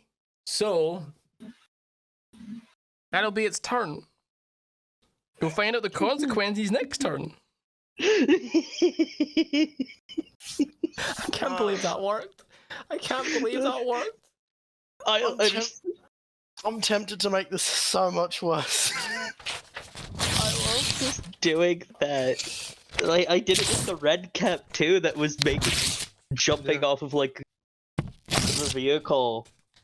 I think if it was gonna attack bridges, just snapped my fingers and it lost its sight like right as it was about to jump.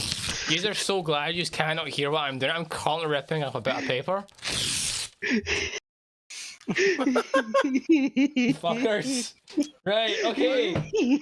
All fucking ready and all fucking planned, and it's all gonna fucking tits up, you fuckers. Okay, is that your that's it. That's all it can do. It can't see now, it can only hear. Senric, you are up. Okay. The vehicle is within 30 feet. You have loaded the harpoon. The driver, you now see the vehicle after like old type has cast a spell.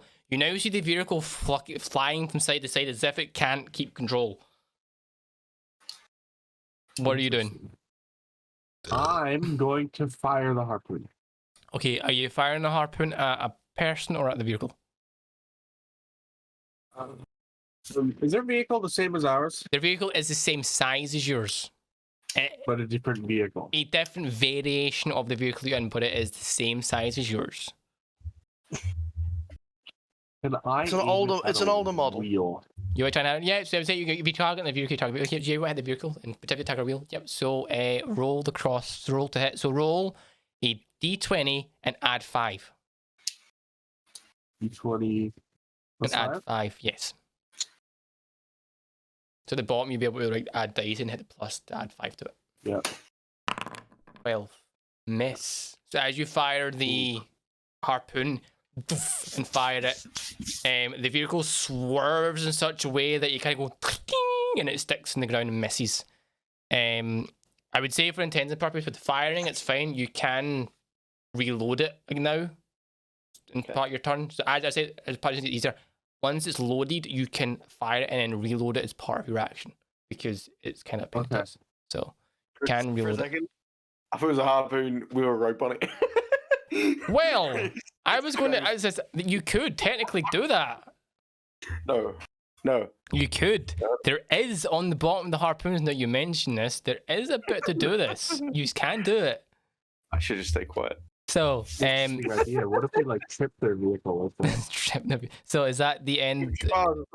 Is that your? Is that it?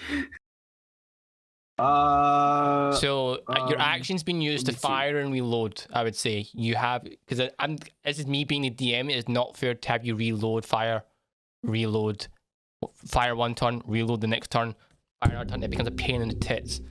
I'm going to say that you can fire and reload if you are on the harpoon already to do it in one turn. You can't fire twice. Okay, yeah, that's good because you're still a little bit further away. If they're They're closer, I would do other things. Yep, so they're 30 feet, so that's their turn. Craven, you're up. You've just seen Senric fire the harpoon and miss. Ultep has cast a spell and the vehicle is going erratic behind and about 30 feet behind you. 30 feet to the right behind you, and it's going fucking all over the place. What are you doing? Cool. How dumb do I go? Oh, God. You might as well go full dumb. Full dumb? Fuck it. Full stupid. Full stupid. Full send it. Fucking do it. Full send it. You're saying full send it? Full send. Yup. Fuck it. Cool. So, I'm obviously from where I fired my Eldritch Blast, I'm on the little sort of balcony section. Yeah, so the balcony section is enough to the harpoon and someone, a couple people to be out there, so you've got enough space. Right.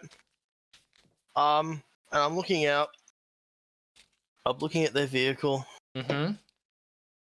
And I step onto the ledge of the balcony, go to step off, and disappear into a silvery mist. Oh, sweet Jesus. Right, okay. I misty step into their vehicle. So you've not missed to step into their vehicle. Okay. Sure, why not? Bonus action, 30-foot teleport. Yep, so you can make it 30-foot teleport, so you're aboard the vehicle. And you are now, in a sense, on this vehicle. There is 5 beast creatures here, and upon teleporting in, the leader and the 2 that are on harpoons turn to look at you. What are you doing? Okay. So, the driver's blind and currently preoccupied with driving. Yeah, so in a sense, you're on this vehicle, and since you've now got on this vehicle, it is swaying from side to side. The control is going on it. Cool, I should probably try and stop that. But first,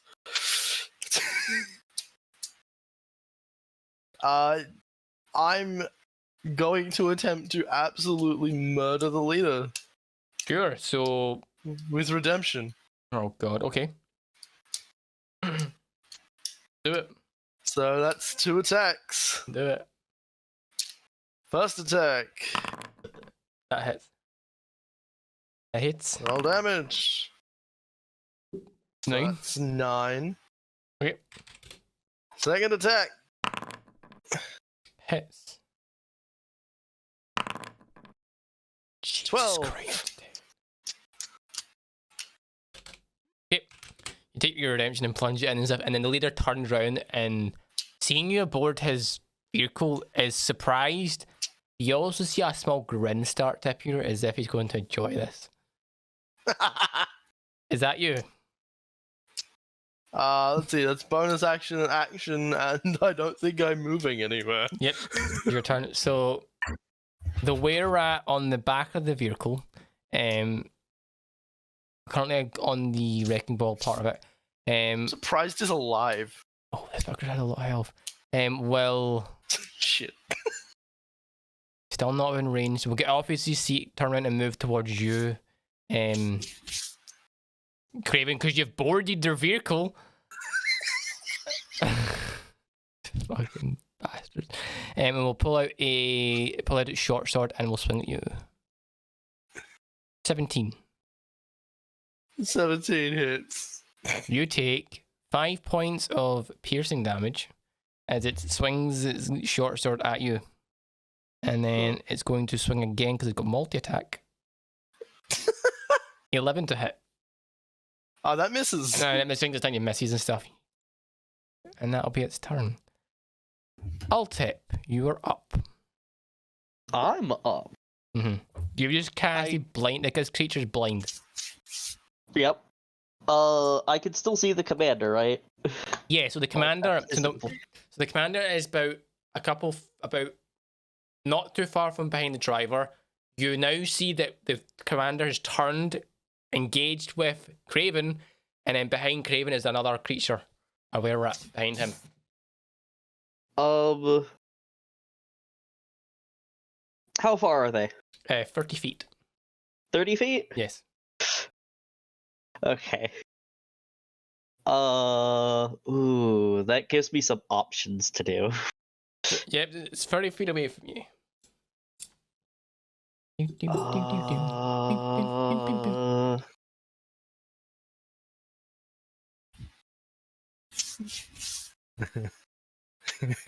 20-foot cube. What? All right.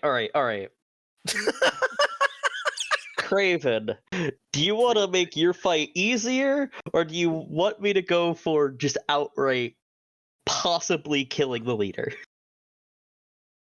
All I'm going to say is I kind of want to get the kill myself, and I have a reason for it. Okie dokie.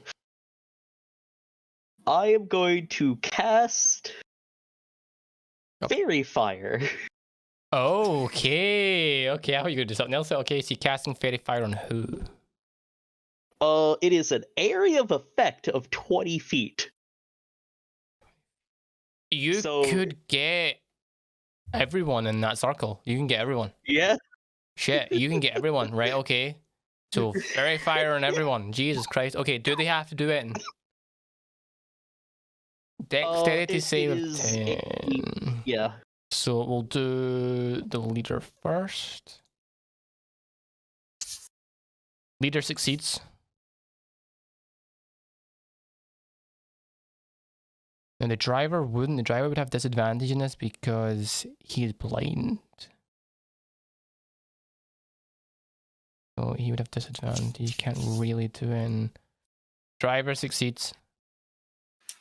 The one that's currently on the harpoon still.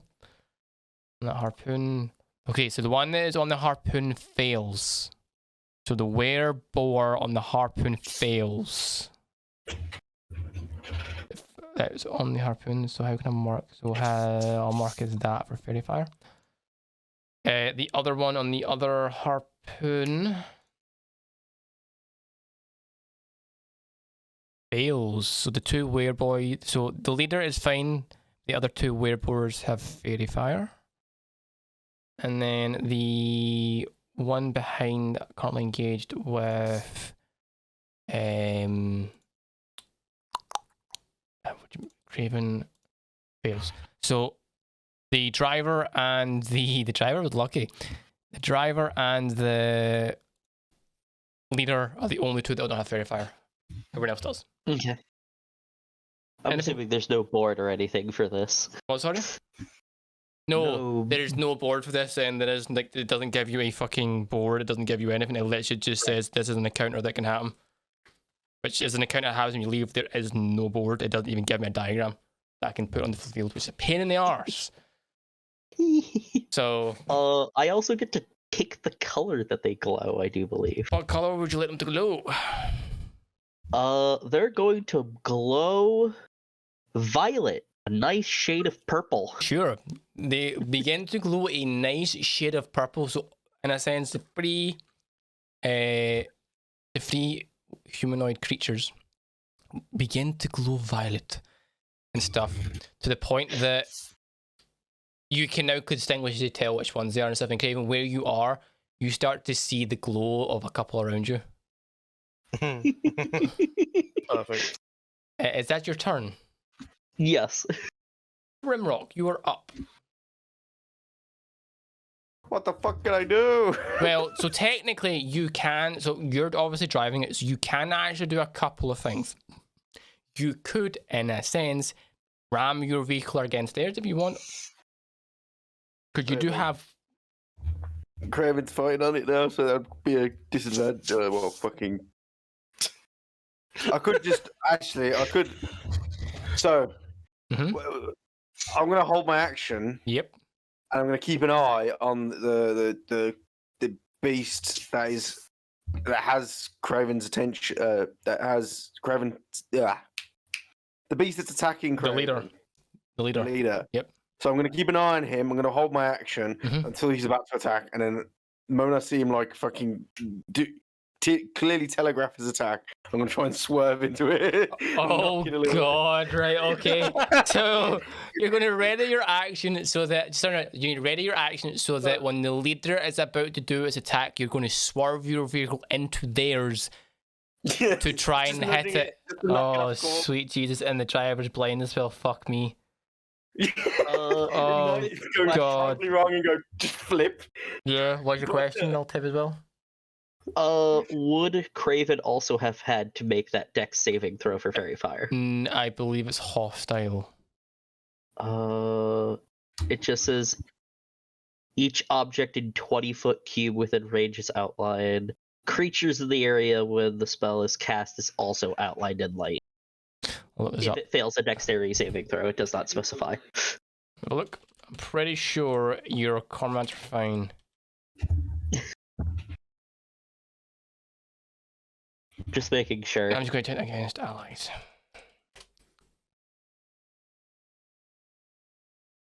Fairy Fire. I apologize for the derailing. No, it's still fine. That's fine. I wouldn't want to give Kraven a color that he just clashes with the rest of his outfit. You are correct, Kraven. I need you to give me a dexterity saving throw. Fails. Oh no. You're purple. The incredible bulk, dude. So you are now purple. So that's just one that I found that apparently it specifies every creature. So it specifically says it says any creature. This includes hostile creatures, friendly creatures, or PCs, which includes yourself and the characters must make a save. Although again, more detail will save based on evidence. So you are now purple as well. So, fuck's sake, it's at your turn, Brimrock. You're ready in action to swerve. Yeah, swerve into it. The boar that is on the harpoon is going to fire at the vehicle and try and hit it. Because it wants to try and close the gap. So it needs to do 5. Misses. Fires a shot and misses because the swerving of the vehicle's too much. Okay. The leader is going to swipe at you, Kraven, because you're aboard his vehicle.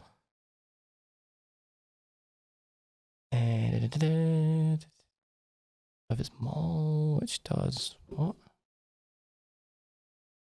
Does a advantage 22 hit. Hello? No. Right, muted. Yes, 22 hits. Oh, okay. Does Brimrock's swerving into it do anything? Yeah. So I'll technically that's the Brimrock. Roll. I'm gonna say this. You're gonna nudge it. So I need. Yeah. So I need you. Oh, I was gonna say. So we're gonna have him roll to see what happens and stuff. So Brimrock, can you roll me a D20 plus 4?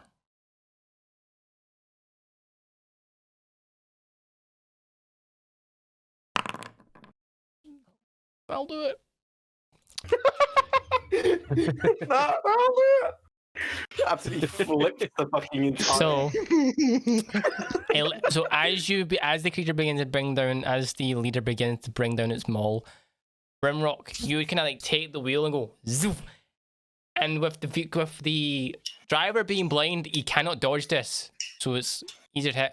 Will hit the vehicle to the point that it will shudder enough that the leader will go. The leader will miss now with 11, but oh sweet Jesus! 1 minute. Amazing. Fuck. Amazing. Let's. I just need to see something. Bum, bum, bum, bum. If Kraken wasn't on there, we could have probably hit it and then just flip out of control, killing them all. Oh, sweet Jesus. So You're correct, but this is funnier. So, upon you making a bump to it, to the point that is enough to shudder their vehicle, the driver panics because he can't see, cannot see, and will swerve their vehicle in the opposite direction, failing its save to keep the vehicle on track. I need...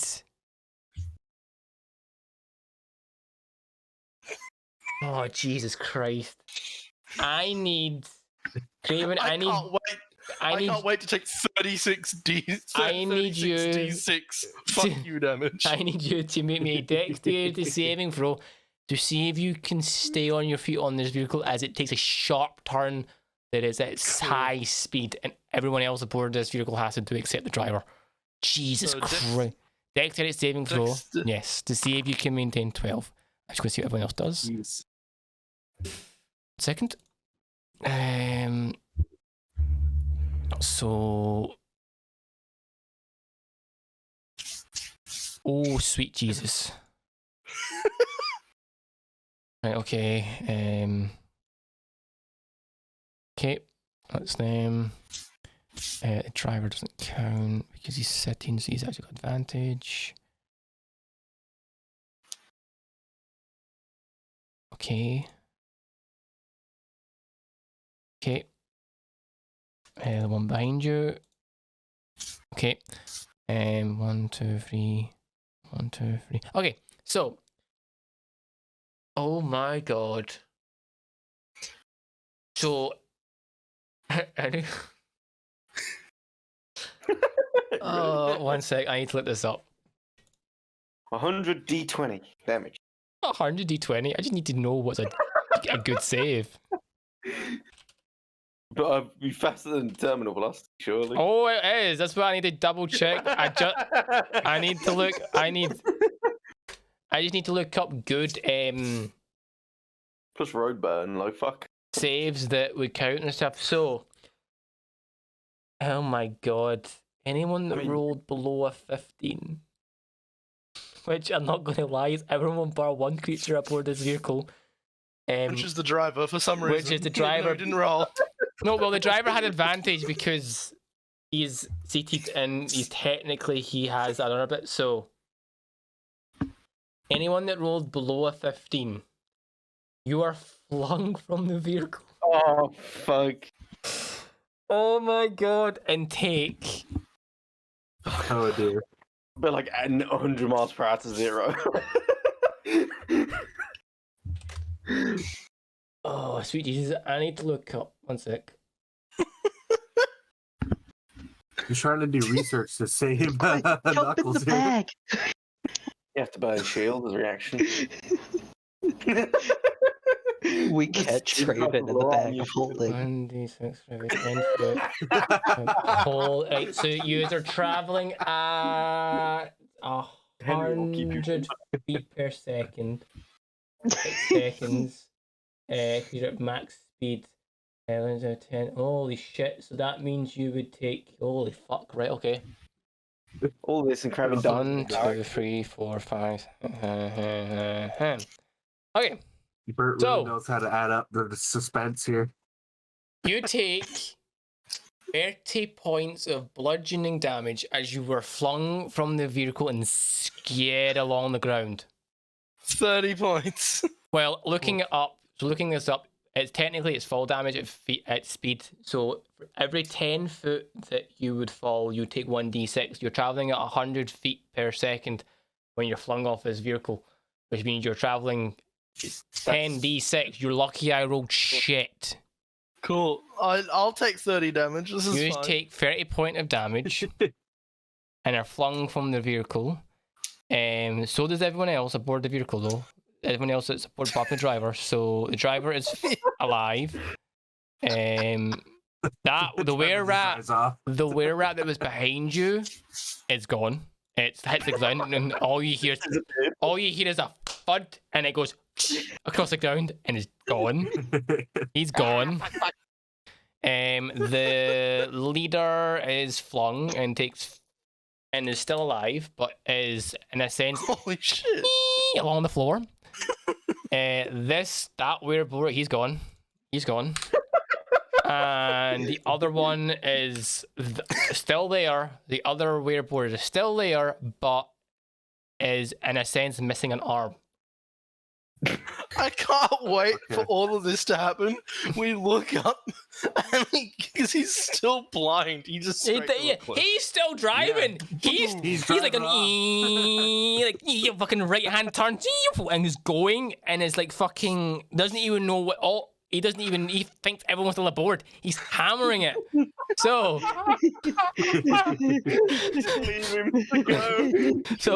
it's that. That'll be the leader's turn. Next up is the driver. Jesus Christ. Driver. How long does your blindness last? Oh.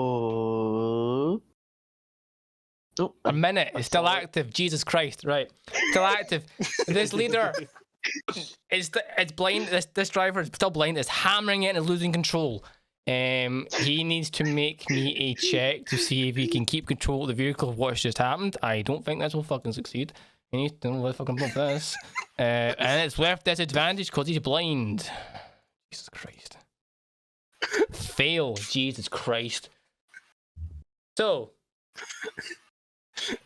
everyone that fell off, and obviously everyone aboard the vehicle, you see the other vehicle hammering it away, and as the driver tries to regain control, doesn't realize that the terrain that's coming up is a slight bump to the point. Imagine the vehicle is driving and it kind of, you know that thing where they kind of make it go on two wheels?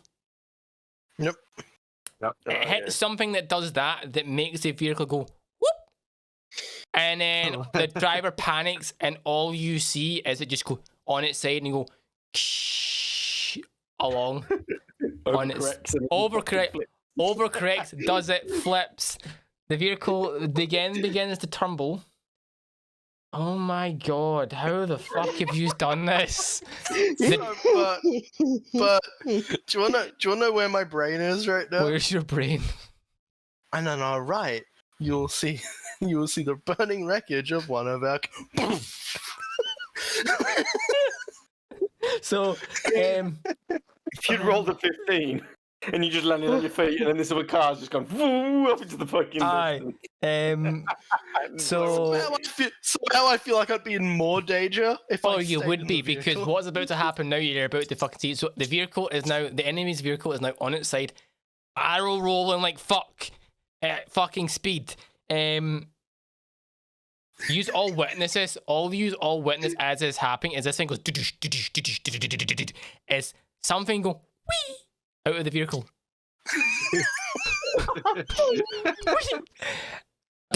And hits the ground, and and all you hear is and you see is whoosh, and the vehicle and it comes to roll, and it is a fucking it's like an absolute shit show. Just this little blind guy, just.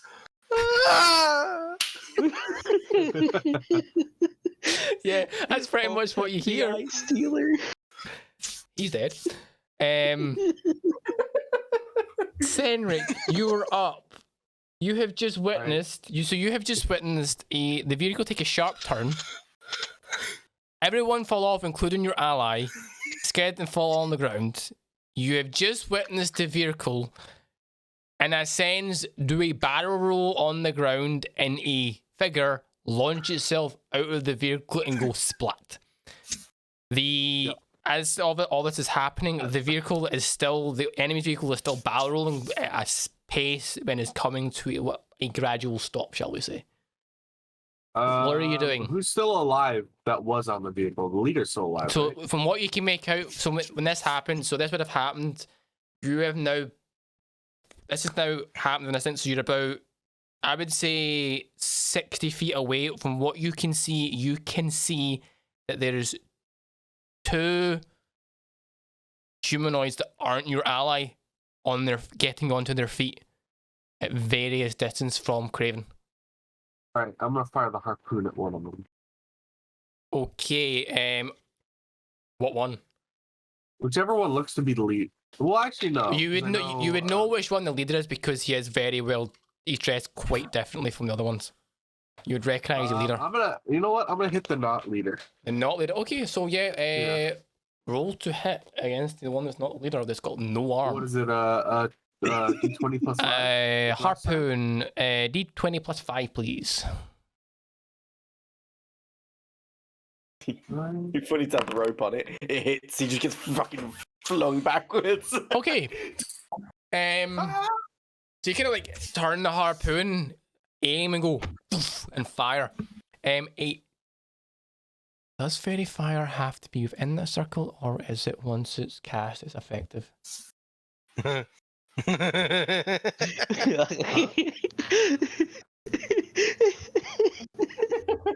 I have only casted 2 fucking spells. Oh, do I have to do it And with I've advantage caused because of the fairy fire? So many Yeah, I'm just reading it right now. Yeah, roll advantage, please, to see if you can crit. Roll again. Roll again. You've hit anyway, but see if you can crit. You fucking crit. Fuck. He actually critted it. Oh my Right god. through its head. Right, I was gonna say, like, how do you want to kill it? Straight through Right its skull. head. So Yeah. you like turn, aim, and seeing what's just happened. This one-armed now wearable getting to its feet gets up and looks. And as it begins to get up and looks, it just sees your vehicle, and the last thing that goes through its head is a harpoon that goes douche. Literally. Literally. Kraken, you now, this creature gets a harpoon through its skull, but the way the harpoon is with its wee hook loop catches it, and the creature is flung, its head is ripped off of its fucking body, and it's about, and then when it goes ding, it's about 10 foot from where its body is, with the force that it just hit it. Jesus Christ. Dead. Holy fuck. Is there anything else you wish to do in your turn? I think I'm good. Very good. That's okay. Kraken, you're up. God.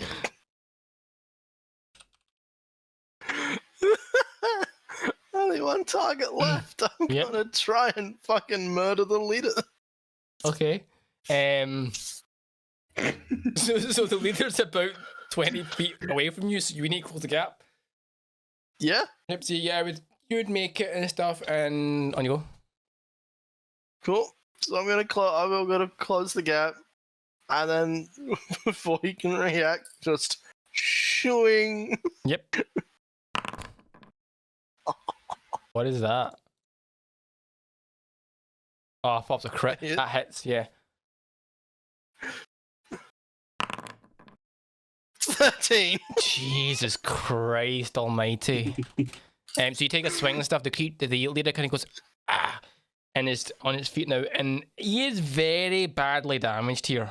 How the fuck is he not dead? How many hit points does he have? Like 130? I'll let you know once the combat's done. Okay. Shall I handbrake turn and run him over? Absolutely brutally splattering him. Okay. Second swing. Mm-hmm. Oh, Oh fuck. my god. Holy shit, okay. Do it. Kill him. Kill him now. Is that 16? Or That's 13 plus 7. how do you want to do this?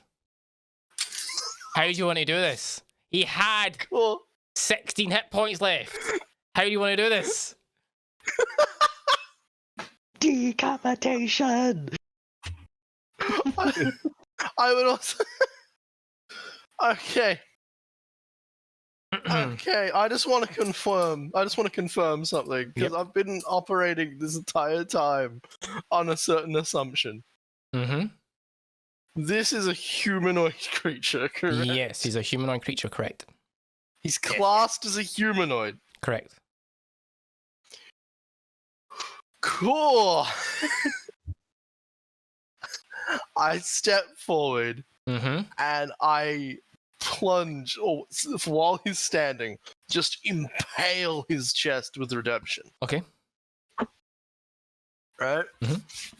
Then, as the life leaves him and he starts to go limp, Mm-hmm. I rip out my sword, Mm-hmm. and with it,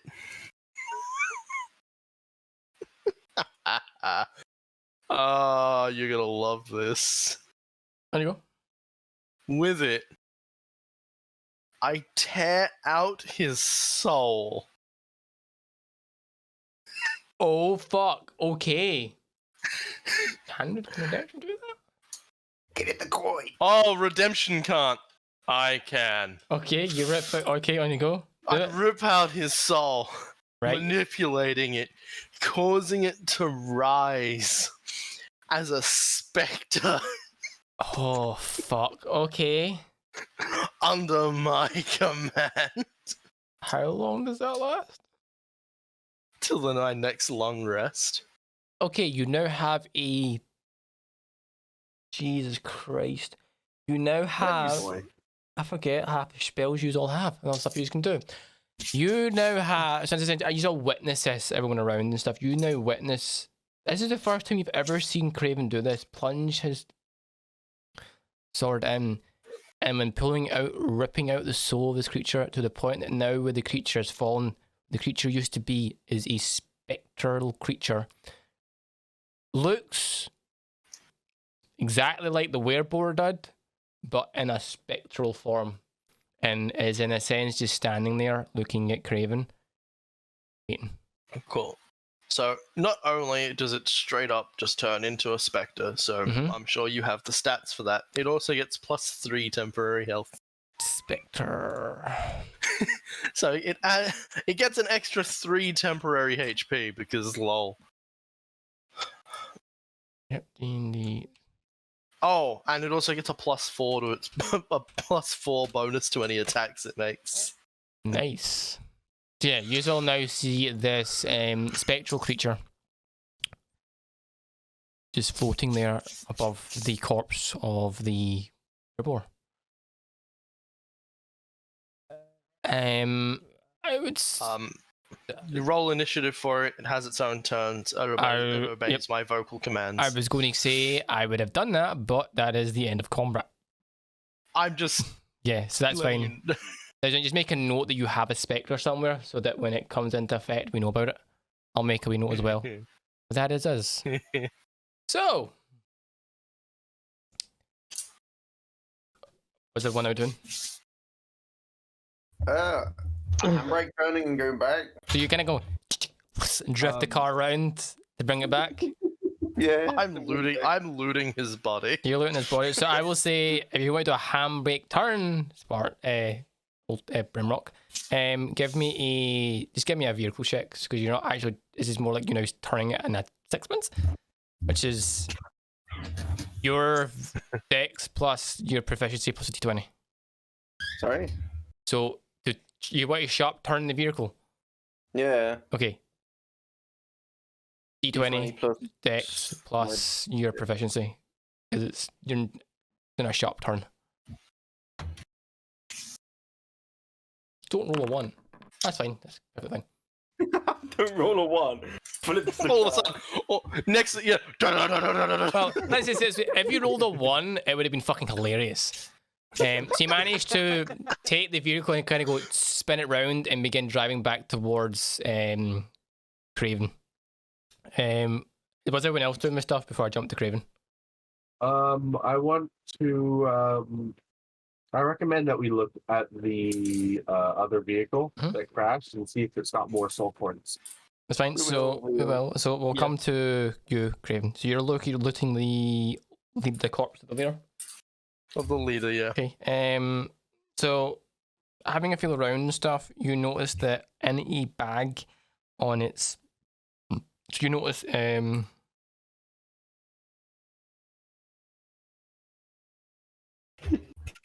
Okay, you notice on his bag, on his waist, near the back, right?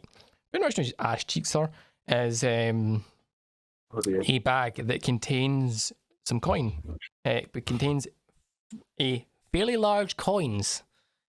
Upon examining them, you notice that they are some soul coins. I see. Roll me a d4, please. 3. You locate that inside this bag there are 3 soul coins. Cool. I I pick one of them up. was going to say, you pick one of them up, so you now have 3 soul coins with 2 still in the bag. Someone else is gonna have to hold this back. Someone else is going to have to hold them because... I'll hold it. Right, that's fine. And I'll say this, you don't have to carry them, you can store them in the vehicle as well. Just so you're aware. So that you can put them in the vehicle, so that's fine. There's space.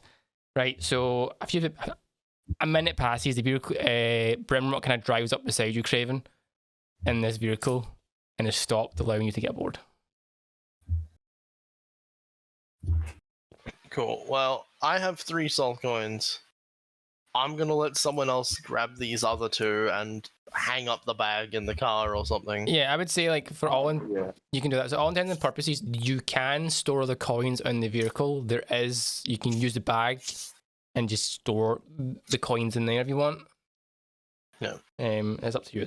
So, Did he have anything else on him?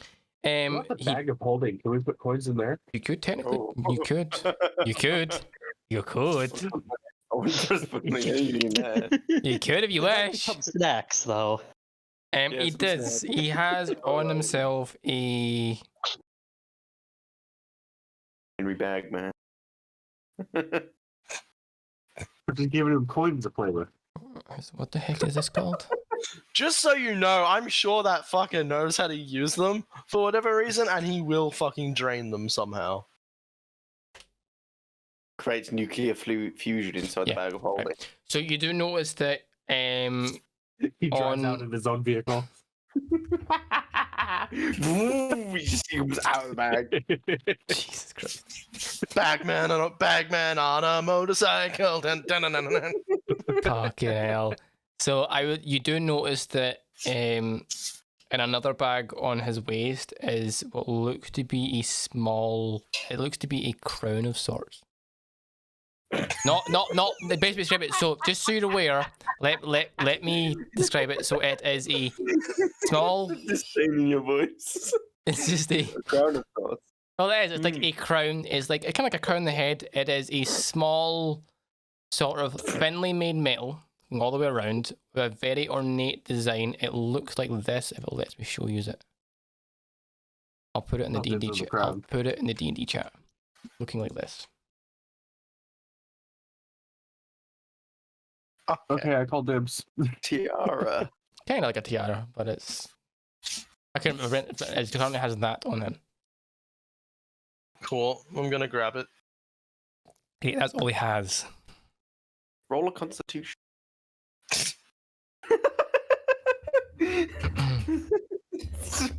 You hear a click. You turn into a were-rat. So, what else was you doing? That's him down. Are you going to the vehicle? Yes. Yeah. Okay. So I'm gonna board our vehicle. I'm gonna tell my Spectre to board the vehicle. Yep, so your Spectre boards the vehicle. And you begin There's now just a ghost chilling in the back of the car. And you begin to make your way to the burning wreckage of the other vehicle. This ghost is just watch you desecrate his roommate. It's just take everything. Take everything from him. And now we've got bitch as well. You make your way to the other vehicle. It is a wreck. A total wreck. No. There is. I don't believe it. It seemed so sturdy. It's missing some wheels. That wrecking ball is nowhere to be fucking seen. That's gone. It is a shit. It is like a fucking crushed tin can, it's fucked. There is So- some demon making a giant like bone cabin somewhere, and this wrecking ball's just.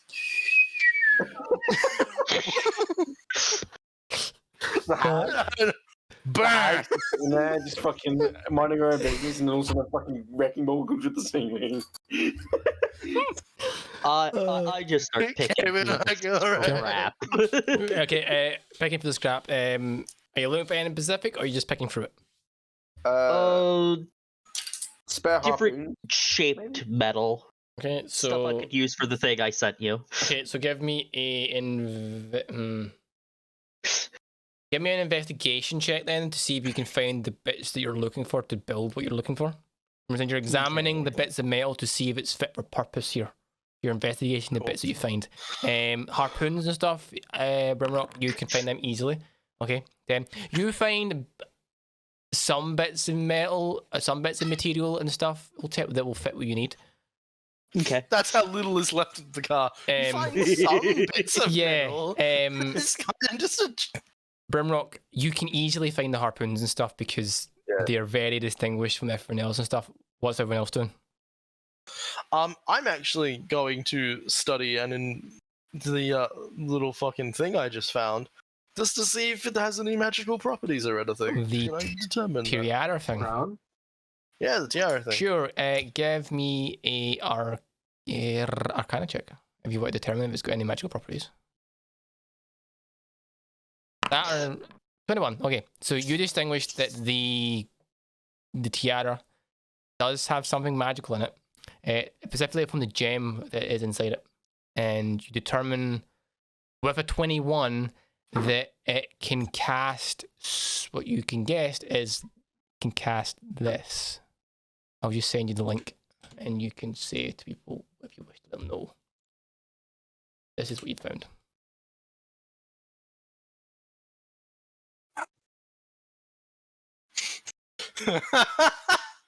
That's what you figure out you can do.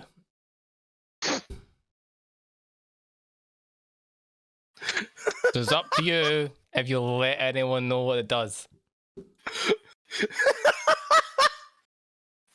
Oh, why would you give us this? It's no. Why would I give you this? It specifically says for the king guy that this is what he has. The following: he has a bag with X amount of soul coins in it, and this. Neat. It literally says treasure carries X soul coins. See the following page, which is used to fuel the vehicle, and it's also carrying the following, which he, You better fucking tell us, you bitch. I Everybody both tell us. do and don't want to give this to Cedric. See, here's the thing. I've seen it, and You've know seen that it. I want a crown. You've seen it, but you don't know what it can do. So it makes this worse. You don't know what it can do. So, Oh. fucking hell. Why? So, I'm going to be, sitting there studying this thing, and then I'm just going to go, I think I know what this is. Have a berry. Have a berry.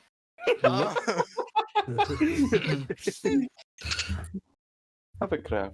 I believe this tiara-like item is a circlet of blasting. So anyway. So I'm glad. What does that do? Did you want me to tell them? I'll read it off. While wearing this circlet, you can use an action to cast Scorching Ray. When you make the spell's attacks, you do so with an attack bonus of +5. It cannot be used this way again until the next dawn. So once a day, you get a Scorching Ray. See, that'd be good for me because I don't have any magical attacks. Well, I have a couple, but not like ones that are practical. I'm not even gonna. It's up to you who you want to give to it and stuff, but that's what you've currently got. I mean, let me Need triple Spartan check to- something. Brimrock Let can me use it triple as check well, I'm something. sure. Anyone can use it. They just it's fine. You can have it. anyone can use it, I believe.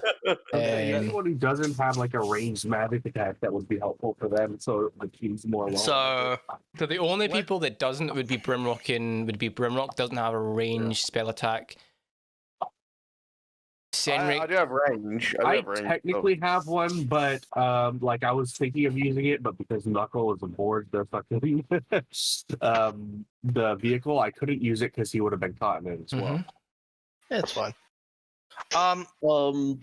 So just oh Jesus Christ. Are we learning more things about it? Question. Scorching Ray.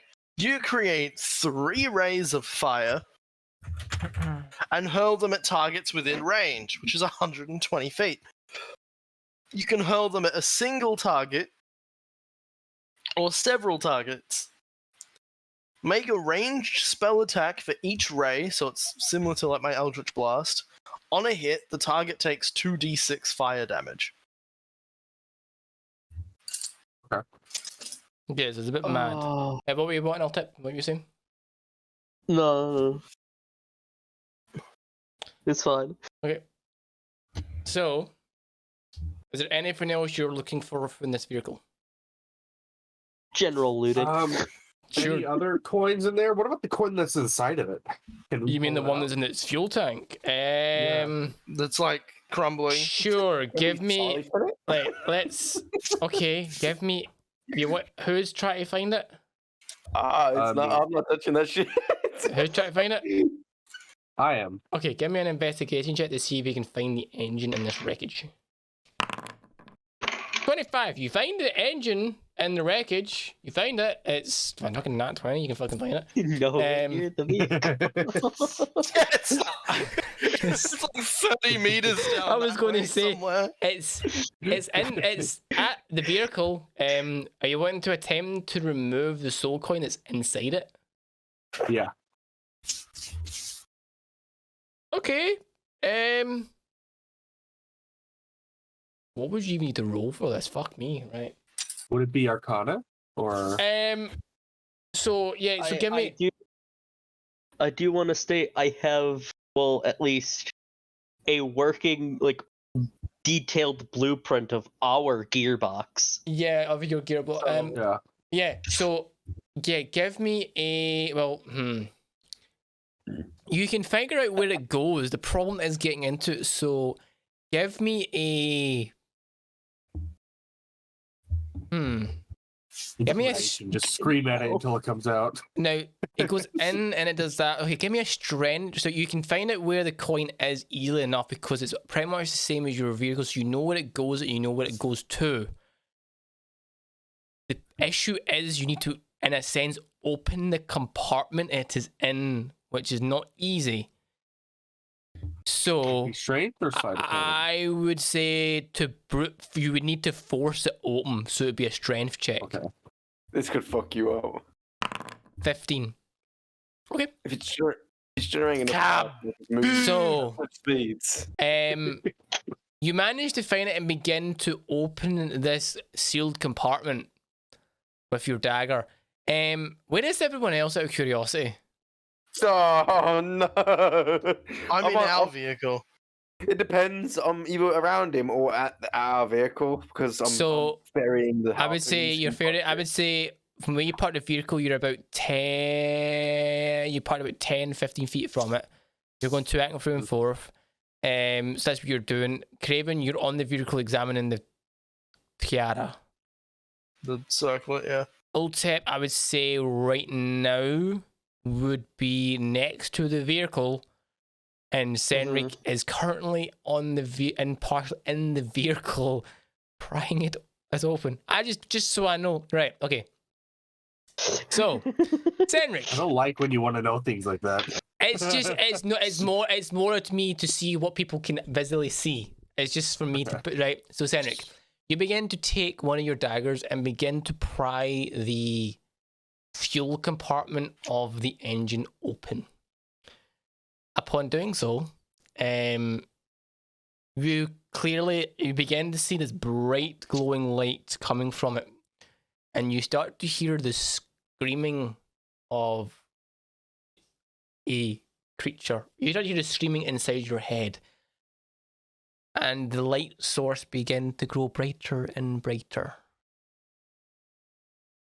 Out of nowhere,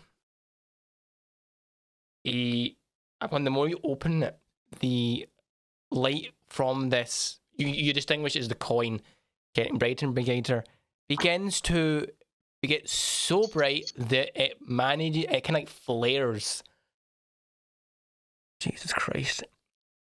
I need everyone that is within 50. Oh, I need to double check this.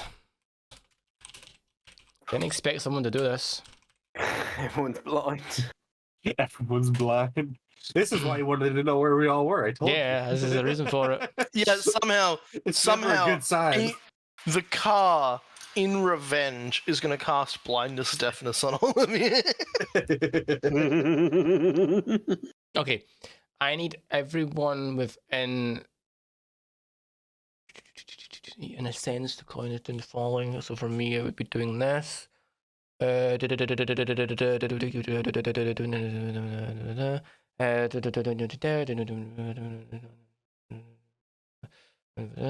Right, so it's kind of clashes that in my eyes. I need everyone within 15 feet to make me a wisdom saving throw.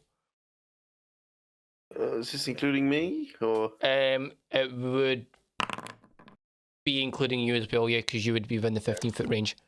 The only one that wouldn't would be you, Craven, because you're aboard the vehicle. Hell yeah. 50. Yep. Okay, wisdom saving. Wisdom throw, saving throw, please. 9.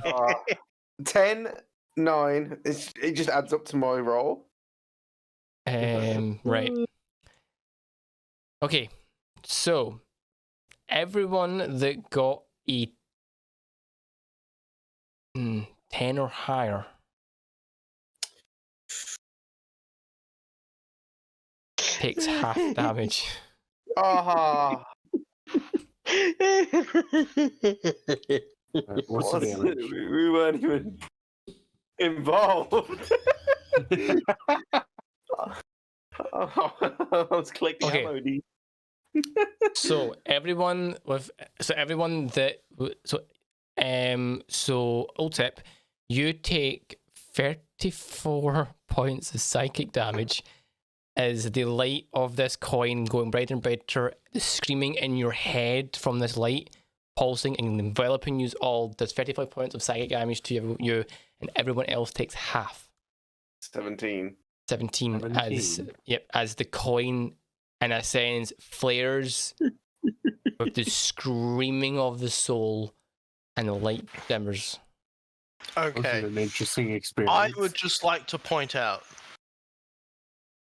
What? I'm so happy I'm the one person who wasn't there for this. That would have I have fucking exactly 17 health. that would have fucking killed you.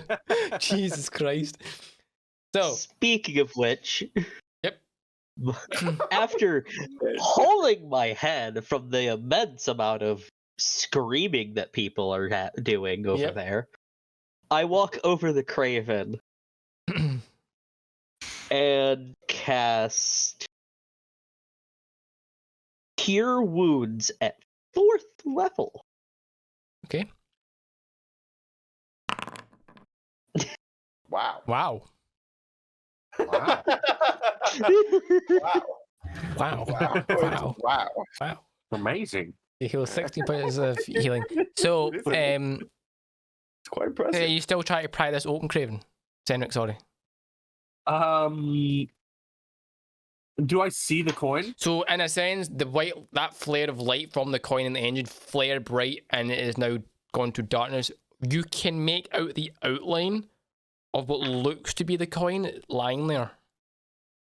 All right, I grab it. Okay, you grab the coin.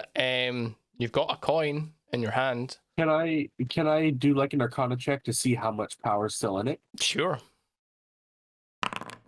21. Upon examining the coin, it is literally just a bit of metal.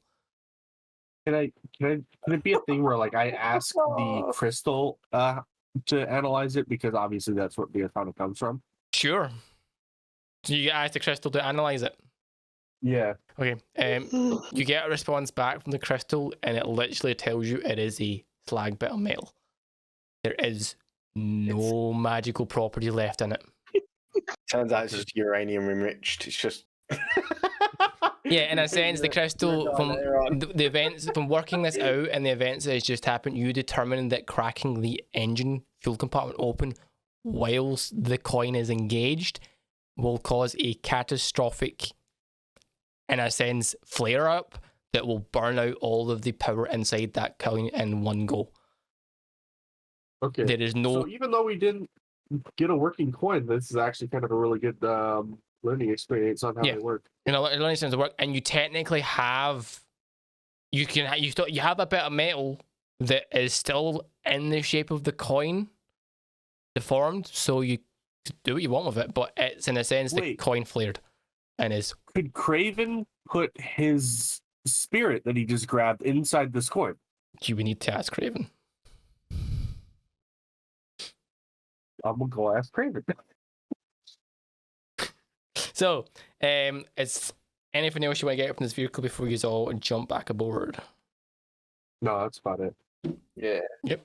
Anyone else want to do anything before we begin traveling again?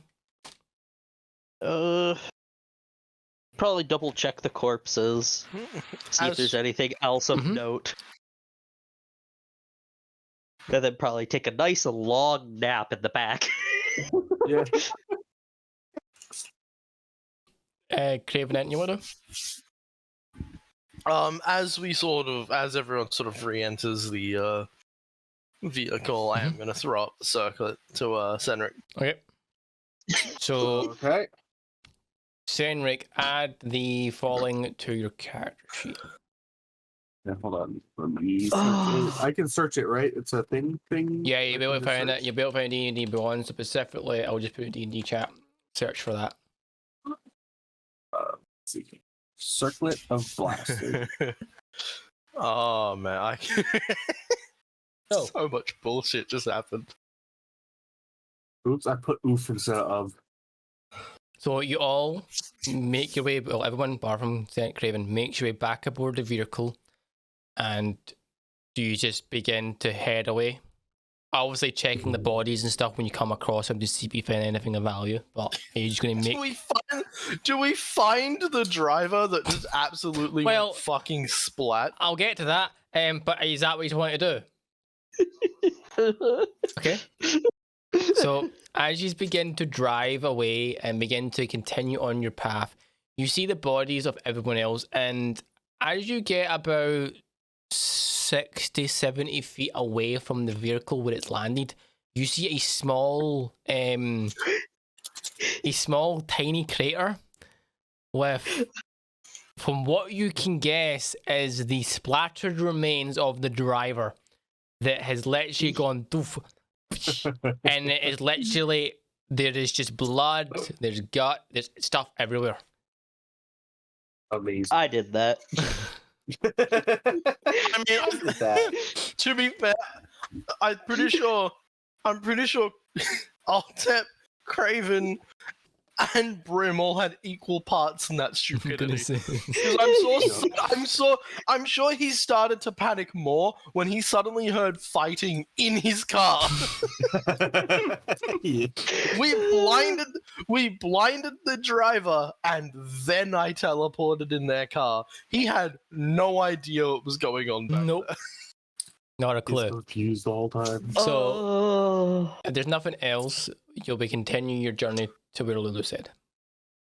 Oh, hell yeah. I'm going to be, like, probably log resting the rest of the way there. So, yeah. The other thing is the coin. I go to Craven and say, hey, can you maybe put that spirit or specter inside of this? Oh dear.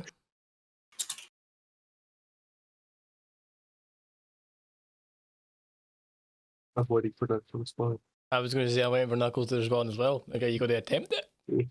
What was that? So we have an empty soul coin that I retrieved from the machine. Yeah. Maybe we could try to put the specter in it. I mean, it's possible, but I don't think Craven knows like the binding ritual. So, considering that was explained to be difficult. Yes. So, I doubt it's as easy as just going, "Hey, Spectre, get in this." So, I was going to say you could have tried and stuff, and some stuff would happen, but you get the sense, obviously, Craven, when you look at the coin and what Seneca just asked you, you're not capable of doing this. It requires knowledge you do not have. What if I ask the crystal if it knows how? You can ask the crystal, and you could ask it, yeah. Do I have to do a check? What check? Yeah, so give me roll me a D100. D100. 55. You get a response back from the crystal in your chest, and in your head you hear that there is ways of putting a soul in the coin, but none it itself couldn't do it. You require higher levels of knowledge and magic to do so. Is what it kind of informs you and stuff. So you require quite powerful magic or something quite powerful to put a soul into the coin. Oh, well, at least we've got an empty coin for now. Sure. So, if there's nothing else, then what we should do, we continue your journey towards the destination Lulu is directing you to. Oh. You're okay now? Okay, so I will say that you continue your journey and make your way in the instructions that Lulu has given you. And this is probably a good point to stop as you begin to make your way to the destination. Mm-hmm.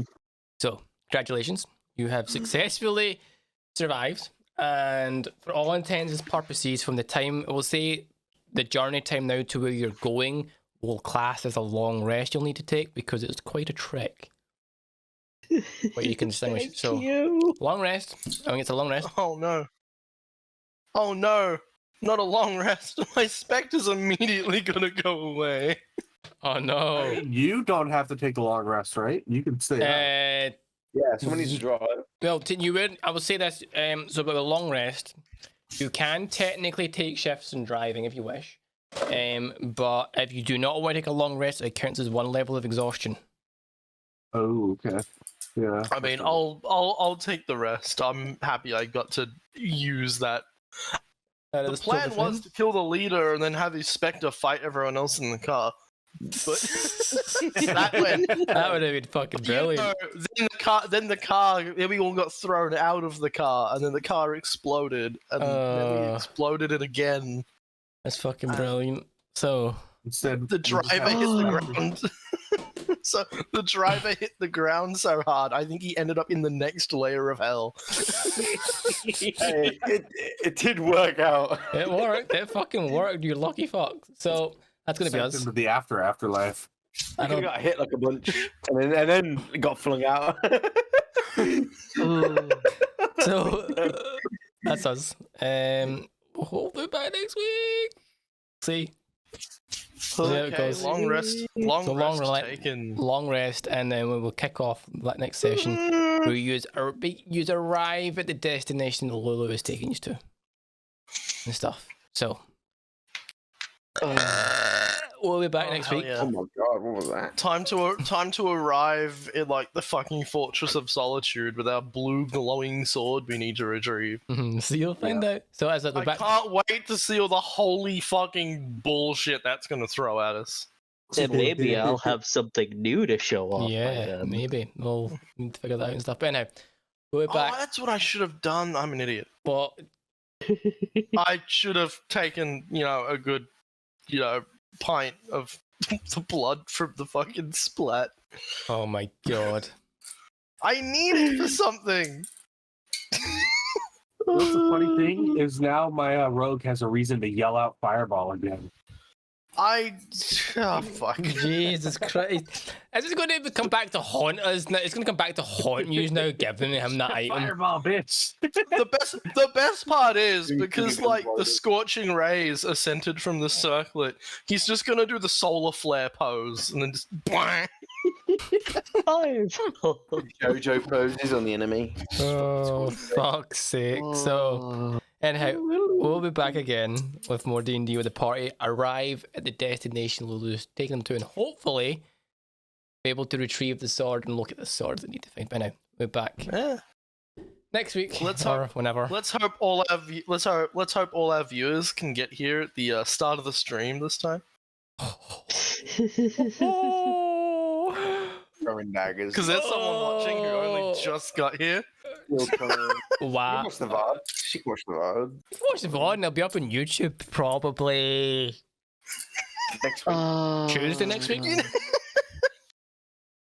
be up Tuesday next week. I'll render it and put it up by Tuesday. So it'll be up by Tuesday next week so you can watch the VODs. But anyway, we'll be back next week, fingers crossed. The party arrive at the destination and stuff. And I think we need to see some stuff and fix shit with this fucking software. But anyway, we'll be back next week.